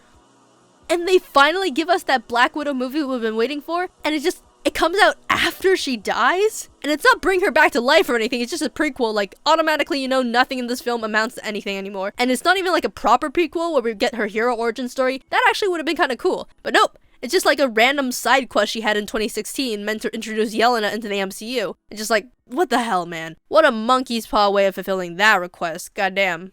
You know who else dies in this movie? Tony Stark. Tony, the star of the first movie that was so lovable and charismatic he jump-started this whole shebang, Stark. Let's see what he gets in this film, shall we? So what's significant about Tony is that his character development throughout the films had always been directly tied to the main conflict of Infinity War. In 2012, to deflect an unnecessary nuke from the government, Tony took on the job of sending it through the wormhole, and that little moment where he saw the vastness of space, the daunting enemy ship, and was forced to accept his very real chance of dying, that moment stayed with him. It caused him to have panic attacks in Iron Man 3, it fed his fear of the unknown, pushing him to create a suit of armor around the world, fucking it up and creating Ultron in Age of Ultron, and it drove his sense of responsibility in Civil War, to be on the side to sign the Accords. This guy was on the side of complying with the law just to keep the Avengers together, to make sure that if and when an insurmountable threat came knocking again, they'd be ready. And this journey can be traced all the way back to that first battle in New York. A battle that neither he nor the audience knew at the time was Thanos, on his conquest of looking for the Infinity Stones all the way back in 2012. In Ultron, when Scarlet Witch uses her ambiguous mind powers to make everyone's worst fear come to life, you know the others, they all have their personal stuff, like Cap goes back to the past where everyone's all dead, Nat goes back to the Red Room, but then there's Tony. And we get to see that while everyone's got their own individual demons, the single thing that Tony's most afraid of is the idea of all his friends dying, out in space, and worst of all, it being his fault. Then, in Infinity War, we get the ultimate climax. Tony's worst fears have actually come true. His old friends are gone, his new friends are gone, his surrogate son dies in his arms, and to his horror, it was all because of him. Because Doctor Strange made the choice of his life over the Time Stone. His life over half of the entire population of the universe. And when even Strange gets snapped away, Tony is left alone. On Titan, no friends left, no plan, millions if not billions of miles away from home. What does he do now? Fuck it, let's just have him play a middle school game with this new girl and whoop! Oh, and by the way, in this scene, Tony's literally like, yeah, basically the oxygen's gonna run out tomorrow or something, so guess I'll die. And he's like almost fine with that? Here's the man who, after getting the slightest of glimpses of the big bad world out there, became paranoid enough to create an Avengers-level threat, and now that the magnitude is pumped up 10 million-fold, he straight up just doesn't react at all? Okay, I just have to be like, I am no director. This might very well be a possible direction for his character to go. Maybe this is just how he copes with situations like this. Except that's not the history we're shown. And maybe he's actually super broken on the inside. Well, fine. Let's look at what his arc is like for the rest of the movie, shall we? When Tony's back, we get this super interesting scene where he's calling Cap out on his mistakes, and you can not only physically see that he's broken, but also mentally just unstable, and his quips are dark, and the integrity of the team is being challenged straight off the bat. Wonderful! Then boom! 5 years later, Tony is fine. Tony is fine for basically the entire rest of the movie. He never ever once gets another scene where he brings up anything from the everyone's dead because of him thing. You know, the thing he's literally been worried about for almost the entirety of the MCU. Nope! Tony's a family man now, and everything's all Morguna. He's still making suits, but apparently just for fun now, cause guess what? He isn't even a superhero anymore. He's just fine. So what now then? If not the payoff to literally something that 10 years worth of movies have been building him up towards, what arc does he get in Endgame? Mommy told me to come and save you. Good job. I'm saved. That's right, his arc in this movie is just, Tony's got a daughter now, and time travel is dangerous. So, what? Saving half of the entire galaxy, bringing everyone back, you know, being responsible about the whole Doctor Strange hinted that he's kind of at the center of this thing? Nah, he ain't doing it. And like, Cause without even talking about the arc itself, the thing is, this whole new arc of not wanting to leave his daughter, this version of him that's a retired dad, this is a very, very different Tony from the one we've been following for the past 21 movies. Part of the fun of the Marvel franchise is getting to see the characters grow bit by bit and being along the way for every step of that journey. What the 5-year time skip did was rob us of that continuity and create a subtle but definitely present sense of disconnect from these heroes that we used to think we knew. Sure, maybe I don't need to be in the stall every time Tony takes a shit, but at least show me the part where he makes the decision to quit being a superhero and settle down with Pepper and has a kid and becomes a dad, right? And because Morgan, however cute she is, and she is just fucking adorable, is new to the audience, because we never got to see this change actually happen to Tony, the threat of it being taken away is foreign. The sadness of Tony losing his daughter at the end of the snap is only sad as a concept. I mean, we've only really seen him interact with her in like 3 scenes. So all we're left with is just a generic hero self-sacrifice, which, I mean, on a character level, he's been willing to put his life on the line before many, many times. So really, all we're left with is the meta idea of, fuck, Tony's dead, and we're never gonna get another movie with this version of Tony anymore. And then, like, even with this daughter arc, all the movie does is have him accidentally bump into a photo of Peter Parker, and then maybe a bit of a pep talk, and then suddenly Morgana doesn't even matter anymore. No, seriously, on top of everything else this movie failed to deliver on, this is the end of his big emotional conflict. After firmly telling his old friends that no siree Bob, he will not be helping to bring back literally half of all life in the universe, later that very night, he's washing the dishes, but oh no, he sucks so much at washing the dishes that he gives a hidden photo of Peter Parker a bath, and goes, that firm stance I made literally this morning, maybe it wasn't all that firm after all. Maybe I should try at least a little bit before completely abandoning the chance to bring back my surrogate son that died in my arms. And good thing he did too, cause what do you know? Time travel's fucking easy! But oh no, my daughter is just so cute. Like, fuck, man. Did you hear that? She loves me 3,000. Isn't it cute how she thinks that's a really, really big number? Anyways, I'm gonna talk to Pepper about this. And by talk to Pepper, I mean basically reveal that, yeah, no, there was no way I was actually not gonna do this thing, and that deep down, I had already made up my mind about joining back with the team. So, yep. Handshake emoji. Handshake fucking...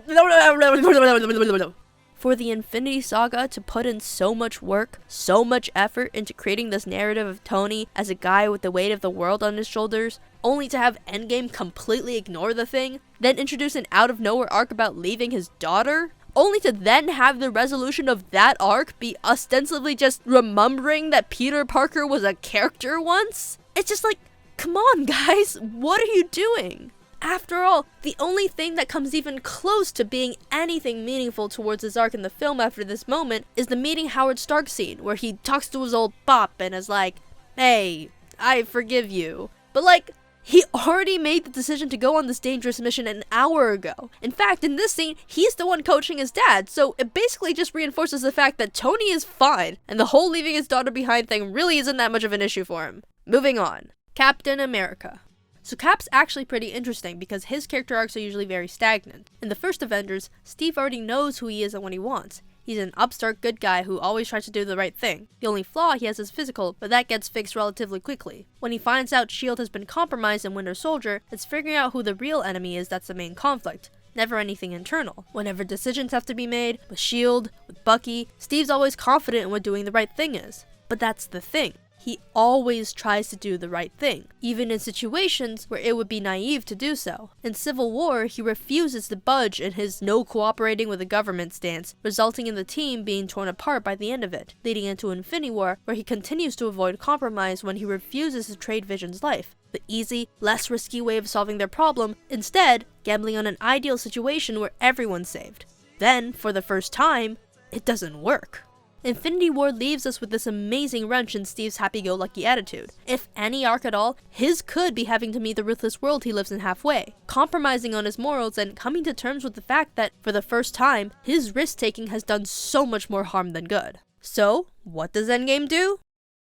You know, I saw a pod of whales when I was coming over the bridge. In the Hudson. There's fewer ships, cleaner water.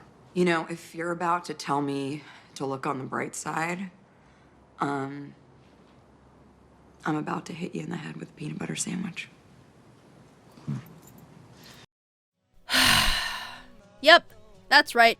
Cap is pretty much totally fine. From the very beginning of the film, all the way through the end. There's a bit of a thing where 5 years after the snap he's still having trouble moving on, but there's really not much of a resolution to this. They just figure out a way to get everyone back, and that's just that. There's no longer any reason for him to move on anymore. And then he goes on to barely make a single defining character decision this entire movie. No discernible arc or pinpointable conflict aside from just the umbrella plot of we gotta get everyone back.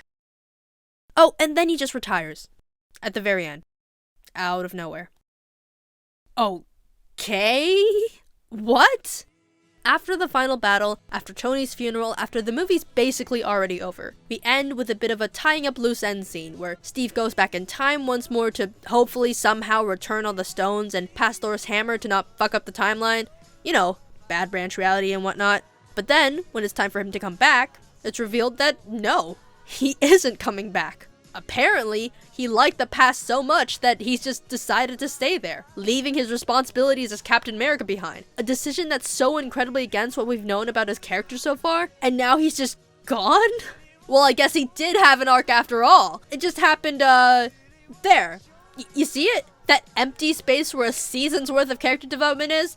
They're just, not existing. Except literally Bucky seems to have been in on this decision, I think. So maybe this was something Steve methodically planned before stepping into the machine. But I guess him deciding to retire wasn't important enough to show or set up, at all. After all, throughout the entire film, the only hint we ever get that this would be the direction he goes in was him staring at Peggy when he goes back in time. All we get is a minute-long scene of Cap accidentally going into a room, looking at a picture of his weirdo baby self, then silently stalking his past love as Alan Silvestri's score plays in the background, telling the audience that Steve is sad. But Cap staring at Peggy through the glass tells us absolutely nothing besides the fact that Steve misses his past, a message that we already got through numerous other sequences in previous films, and not at all enough to justify the colossal character shift he makes at the end of the movie. This was Steve Rogers we're talking about here, not Hawkeye constantly trying to retire to his family, not Tony constantly doing whatever he wants whenever he wants.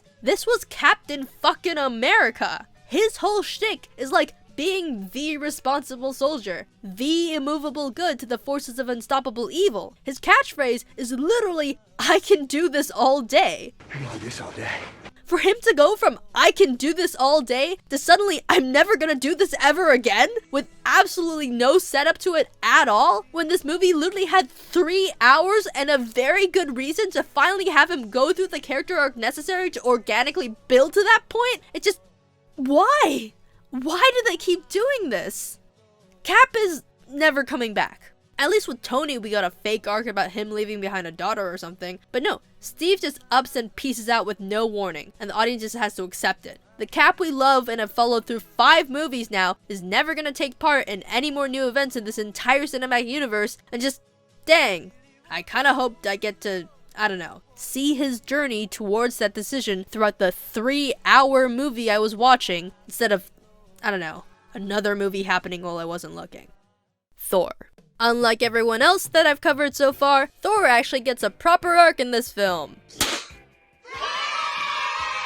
Except, it ends up being so poorly executed that although he doesn't die at the end of this movie, everyone ends up wishing he had. Aww. First off, Thor is introduced as this absolute mess of a guy, and guess what?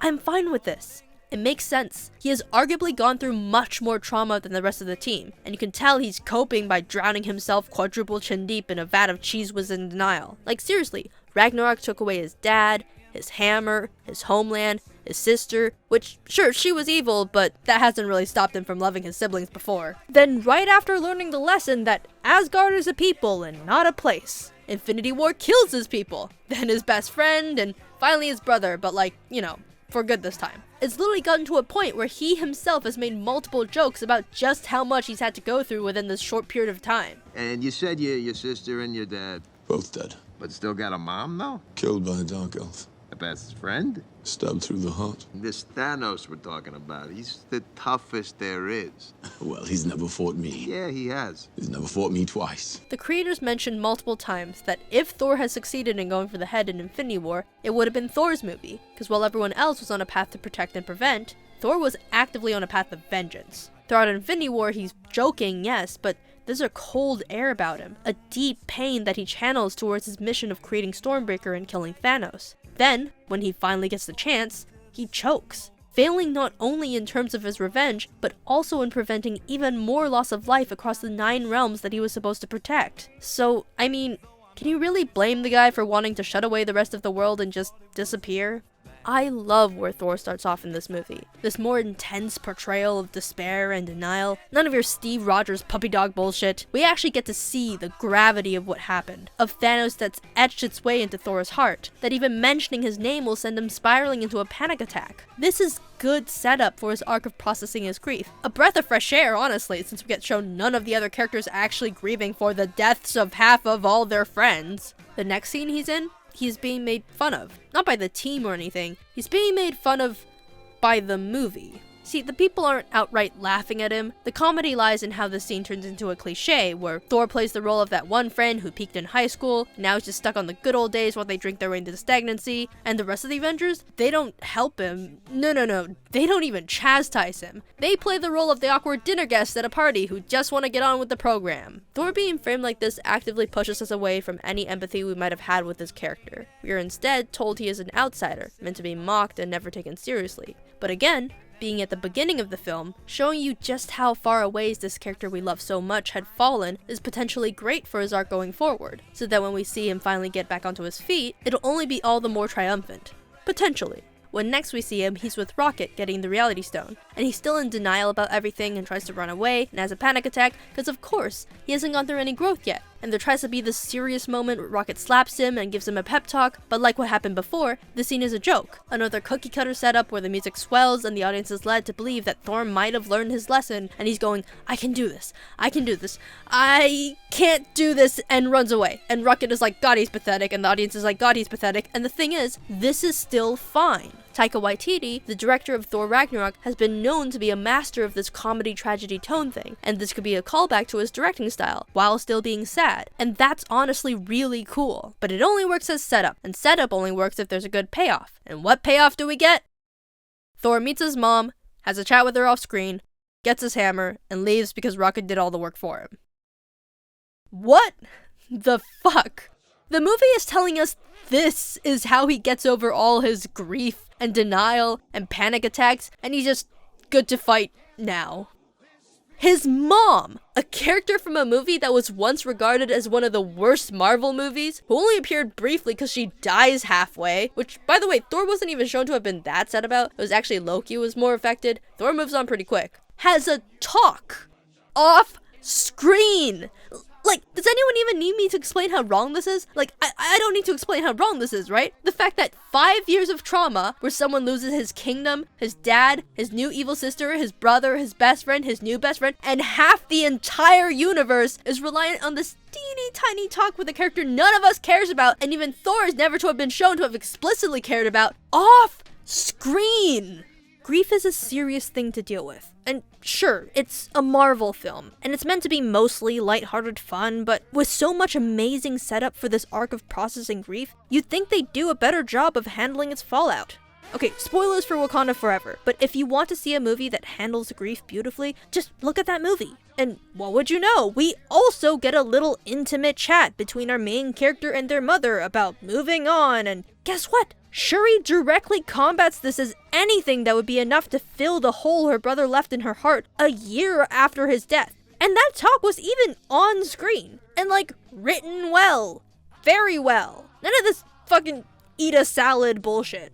And then they have Mjolnir fly back into his sweaty hands and I swear to God, Marvel has invented a whole new level of telling not showing. Because Mjolnir, again, for those of you who don't know, can only be wielded by those who are worthy. And in the past, there's been moments of conflict where Thor found himself unworthy and Mjolnir wouldn't return to him anymore. And then he does some cool shit and becomes worthy again, yada yada yada. We get a cool moment where Mjolnir returns to him. Then, in Age of Ultron, they do a really cool thing. Near the beginning, they have a chillax Avengers party scene where, as bros would, they challenge each other to lift the hammer and obviously fail. The others call bullshit, but Thor just says, I know the answer. Maybe you're just all not worthy. And it's a scene that works very well on its own. It's fun, you get to see the characters' different ways of tackling the Mjolnir problem, but more importantly, later on when the Avengers are divided over Tony's reckless actions with the Ultron project, when he starts advocating for his Murderbot 2.0, everyone is understandably sus until... Go.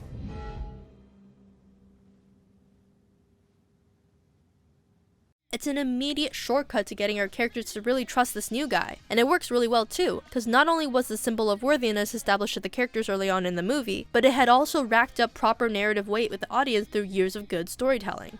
So, effectively, in this scene, Mjolnir coming back to Thor symbolizes that Thor is now worthy. And even Thor is like, yes, I'm worthy. I'm not an alcoholic deadbeat drunk. Except not only is the turning point not communicated well, he continues to be a deadbeat useless piece of immature shit.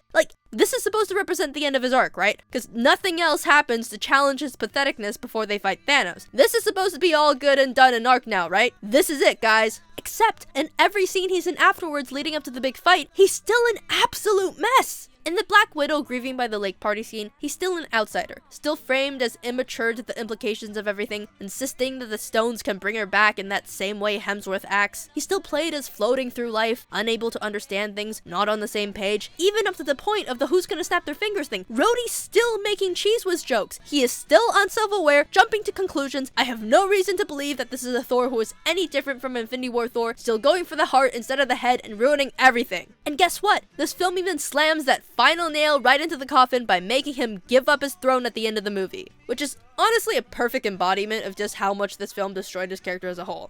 Ever since his first appearance on the big screen, Thor's big thing was just being worried that he wouldn't live up to the expectations that were put on him as heir to the ruler of Asgard, that he wouldn't be worthy. But by the end of Ragnarok, Thor was actually kind of maybe learning to finally take on his role as king. His father had just died, officially passing him the title, and he fumbled a couple things, sure, but he was learning. He finally learned how to deal with Loki. He learned that Asgard was a people and not a place. And at the end of that film, when he lost his eye and sat on that throne, it really felt like he was finally starting to resemble his father, finally starting to resemble the role that he was always born to be. But then Endgame just turns him into a fart joke for the entirety of the movie, gives back his eye, and then says, nah, the throne? These people that his family have been responsible for protecting for generations? The ones he failed to protect when they needed him most? Nah, fuck him. His mom told him to just be himself, so he's just gonna fuck off with the Guardians now and push the responsibility of Asgard onto one of the other people Asgard failed so horribly in the past. Yep,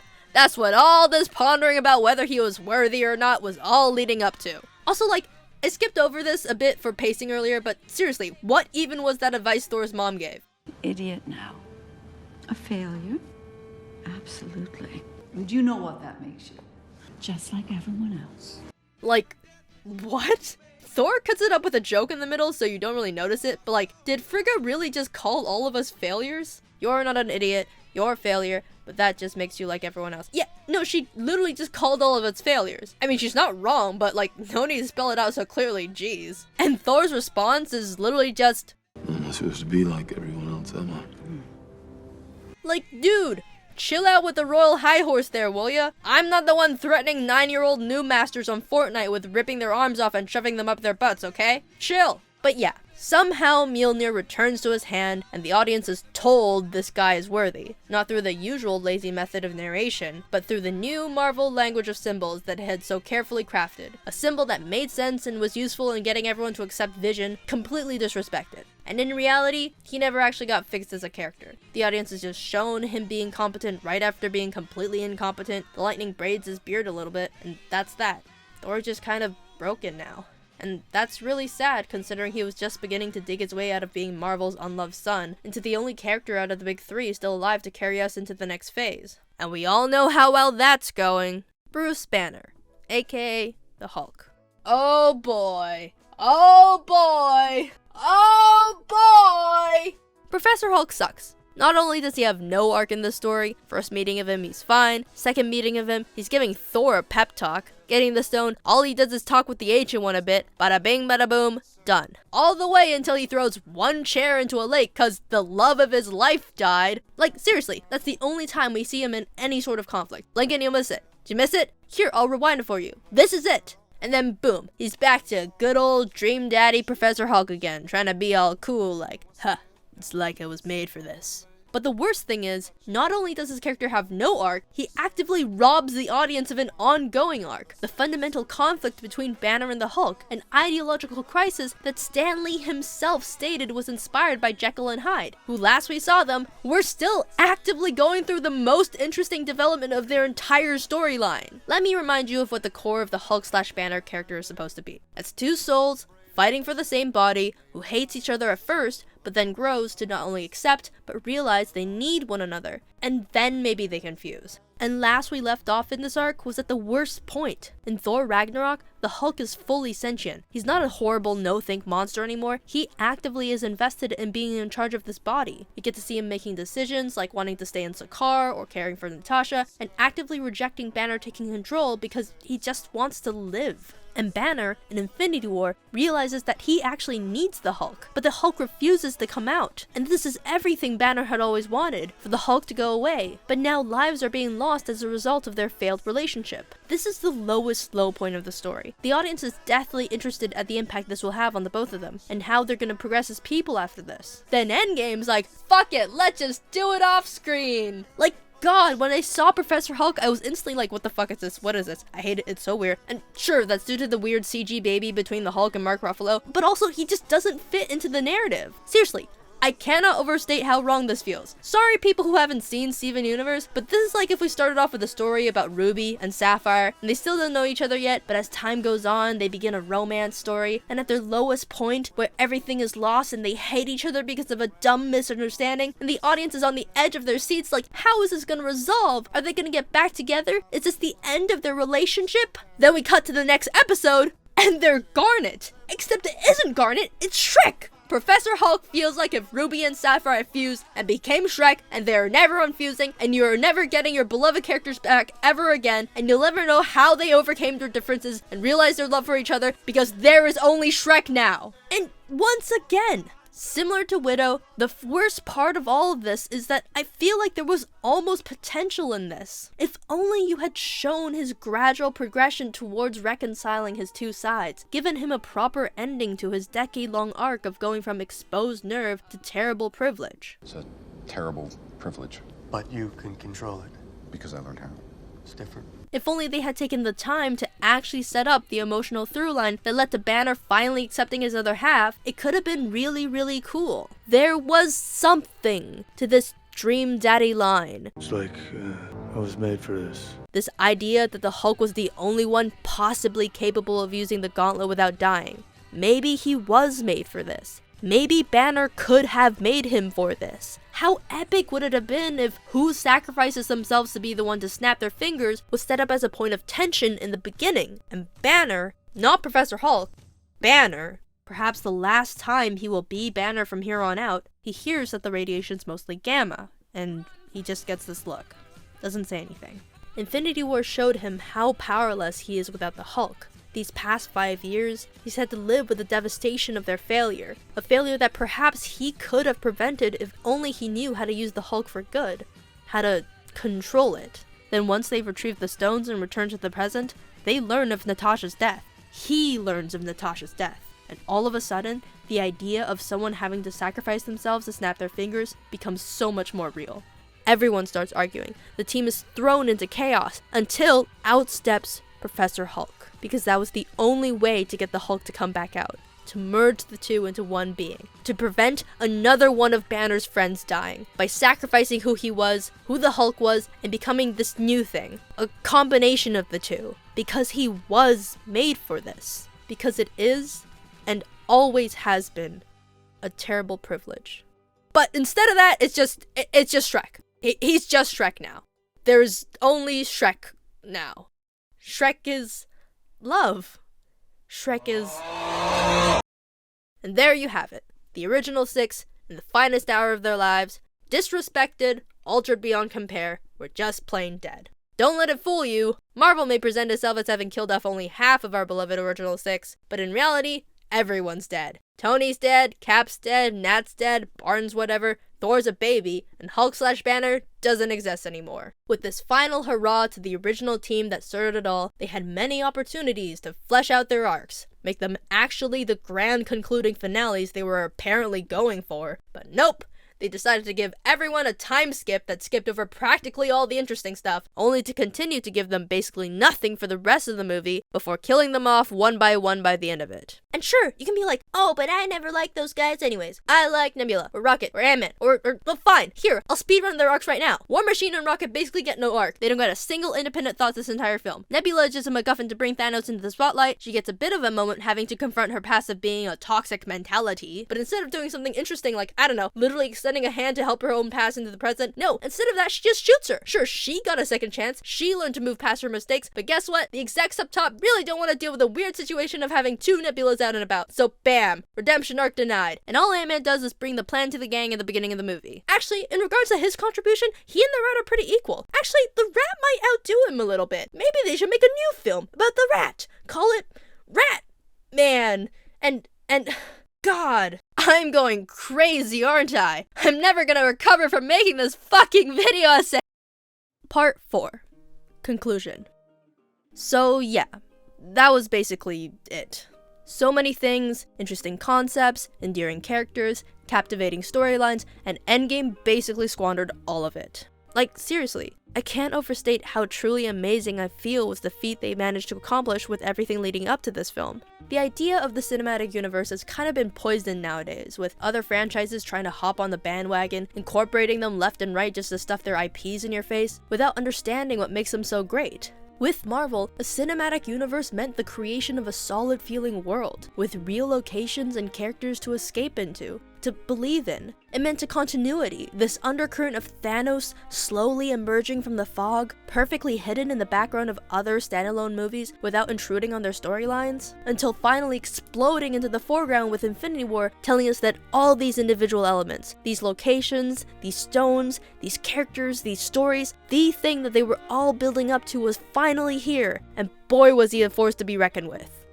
And fucking, they just get rid of him, and then make the climactic movie pretty much not about Thanos at all. Just this last minute swoop in of this out of nowhere time skip paired with this out of nowhere time heist, undercutting literal decades worth of tension, and then it was just over. What was meant to be the culmination of one of the most sincere and heartwarming superhero stories to come out of the 21st century, somehow the sequel, or even the threequel depending on who you ask, to one of the most well-constructed, well-characterized, fun adventures into the Marvel universe there was, ended up being just so completely devoid of any heart or even real obstacle, honestly. There was a plot, sure. The heroes needed to fix what Thanos broke in the previous film, collect the stones from the past to snap their fingers in the present. But there was no story being told, of any character overcoming anything internal throughout that process, of any grander theme being explored that would give this film any meaning. Marvel's other installments, as much of a spectacle fest as they were, still had meaningful ideas at the center of them. Civil War, exploring the genuinely difficult question of how to deal with the realities of casualties within a line of work. Even Infinity War, by having scenes like Steve refusing to trade lives with Vision, Gamora asking Peter to promise to kill her if Thanos ever got to her, by having this undercurrent of characters forced to sacrifice their loved ones for the greater good, then showing how each of them fails in some way, and for the one to come out on top be our villain, the only character who didn't falter when faced with the same decision, the movie actually said something interesting about the inherent sacrifice built into getting the happy endings you want. Whether that's heroes saving the day, or villains killing half of all life in the galaxy and retiring to a random farm somewhere. Endgame had every chance to be about something, perhaps building on top of the themes of sacrifice, having the characters come to terms with its necessity on the path towards getting what they want, and through their coming to terms, showcase the true gravity that comes with such decisions. Or maybe they could have leaned harder into the idea of not giving up, actually have the characters' grief, the impact of Infinity War's ending, weighing down on them throughout the entire film, impacting their actions, or just anything. Instead, all we got was a loose collection of cringe quips and wacky adventures into a series of essentially high-production blooper reels, interspersed with a bunch of disconnected moments of sadness whenever characters suddenly had to die, all of it laid on top of a story so bare bones it was ostensibly equivalent to a fetch quest in a video game. Just point A to B to C, fight a boss, and then it was just over. And I really thought Marvel was better than this. Or at least could have been better than this. I know they've sort of made a bit of a reputation for themselves nowadays, especially nowadays, as being almost synonymous with the word spectacle. Heck, Martin Scorsese himself even made rounds in the Marvel fandom a couple of years ago when he said they weren't cinema, just roller coasters in a theme park. But although a part of me can see where he's coming from, that these action-packed superhero blockbusters do have the proclivity to resorting to mindless, roller coaster ride, wave a light back and forth in front of your eyes for 3 hours spectacle, to me at least, Marvel had always been an example of a company who understood those pitfalls and constantly strove to rise above it. It was honestly amazing going back and looking through old interviews and seeing just how cautious and passionate Feige, Favreau, everyone on the Marvel team were in terms of making sure that no matter the scale, they wouldn't lose sight of the intimate moments and personal storylines that make or break these films. And that we have amazing artists and technicians that can help with the scale, that can help with as big a canvas as it is. But what the filmmakers need to do is to sort of not get lost in all of that and focus on the great character work. And the big danger of the first Avengers was just getting overwhelmed with action. So many superheroes, so much spectacle, so many visual effects. And we knew there'd be plenty of that. But the most interesting thing about the Avengers is why in the world are all these people in the same room together? And what would they do when they're in the same room together? And again, we never want the spectacle or the comedy or the outrageousness of different planets and aliens to take away from a core emotion. And to me, that had always been Marvel's true strong suit. Their ability to take these overdone, soulless spec-fest concepts and inject some real meaning and heart into them, creating movies that were not only fun to watch, but also stayed with you after leaving the theaters, because there was real substance behind all the flashing lights. Real, genuine stories of what it took to live the life of a hero. Even from the first Iron Man, from the very beginning, they weren't just a company soullessly adapting what was there in the comics, hoping to make a quick buck from a change in medium. They were a company that wanted to tell great stories. Like, take that original mic drop moment in Iron Man, for example. I am Iron Man. Did you know that line was improvised? I didn't. No, seriously, and not just a line too, the entire idea of him revealing his identity at the end of the movie. That wasn't just something in the comics they were lifting up out of the page. In fact, Tony in the comics keeps his secret identity very much hidden until way later, like issue number 55, only for him to do the reveal to like save a puppy or something. But no, the folks over at Marvel decided to completely go off script and have him drop the bombshell right last second at the end of the movie just because it felt right. And it did feel right. When Tony makes the decision to reveal his identity, it feels natural, because after all, it was the perfect culmination of what the entire movie was about. Because that movie was actually about something. This intimate story of a single guy realizing that he's made mistakes in the past and wanting to do better. The real story of a person deciding that he can, and more importantly wants, to be a hero. And at the end of the film, standing on that podium, having just gone through the first of many battles he'd be undertaking as Iron Man, being confronted with the idea of the person he used to be, he suddenly realized how far he'd come, and that he didn't want to hide it. So, I am Iron Man.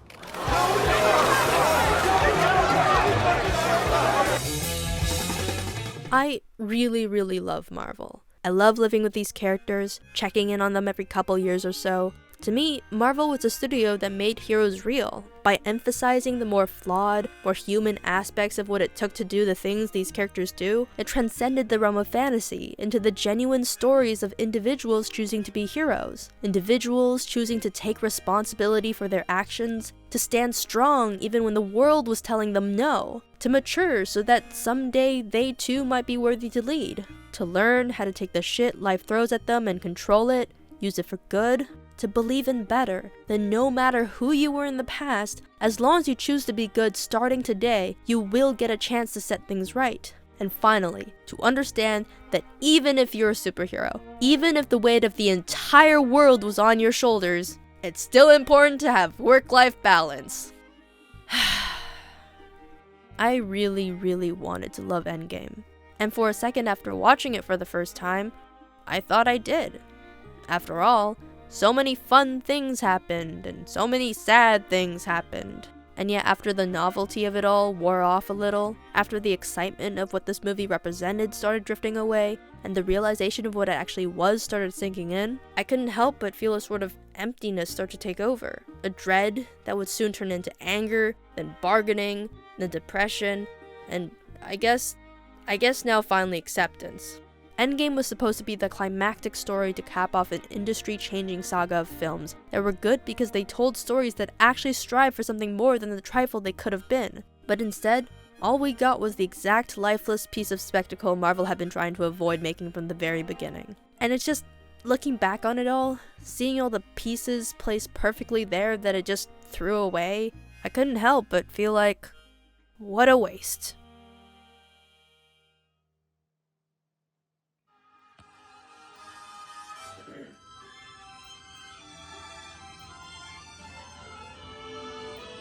Never thought that you would be standing here so close to me. There's so much I feel that I should say, but words can wait until some other day.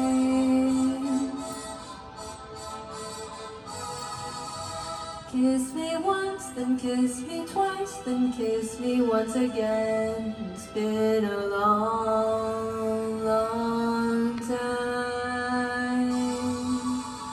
Haven't felt like this, my dear, since can't remember when. It's been a long, long time. You'll never know how many dreams I dream about you, but just how empty they'll seem without you. So kiss me once, then kiss me twice, then kiss me once again. It's been a long, long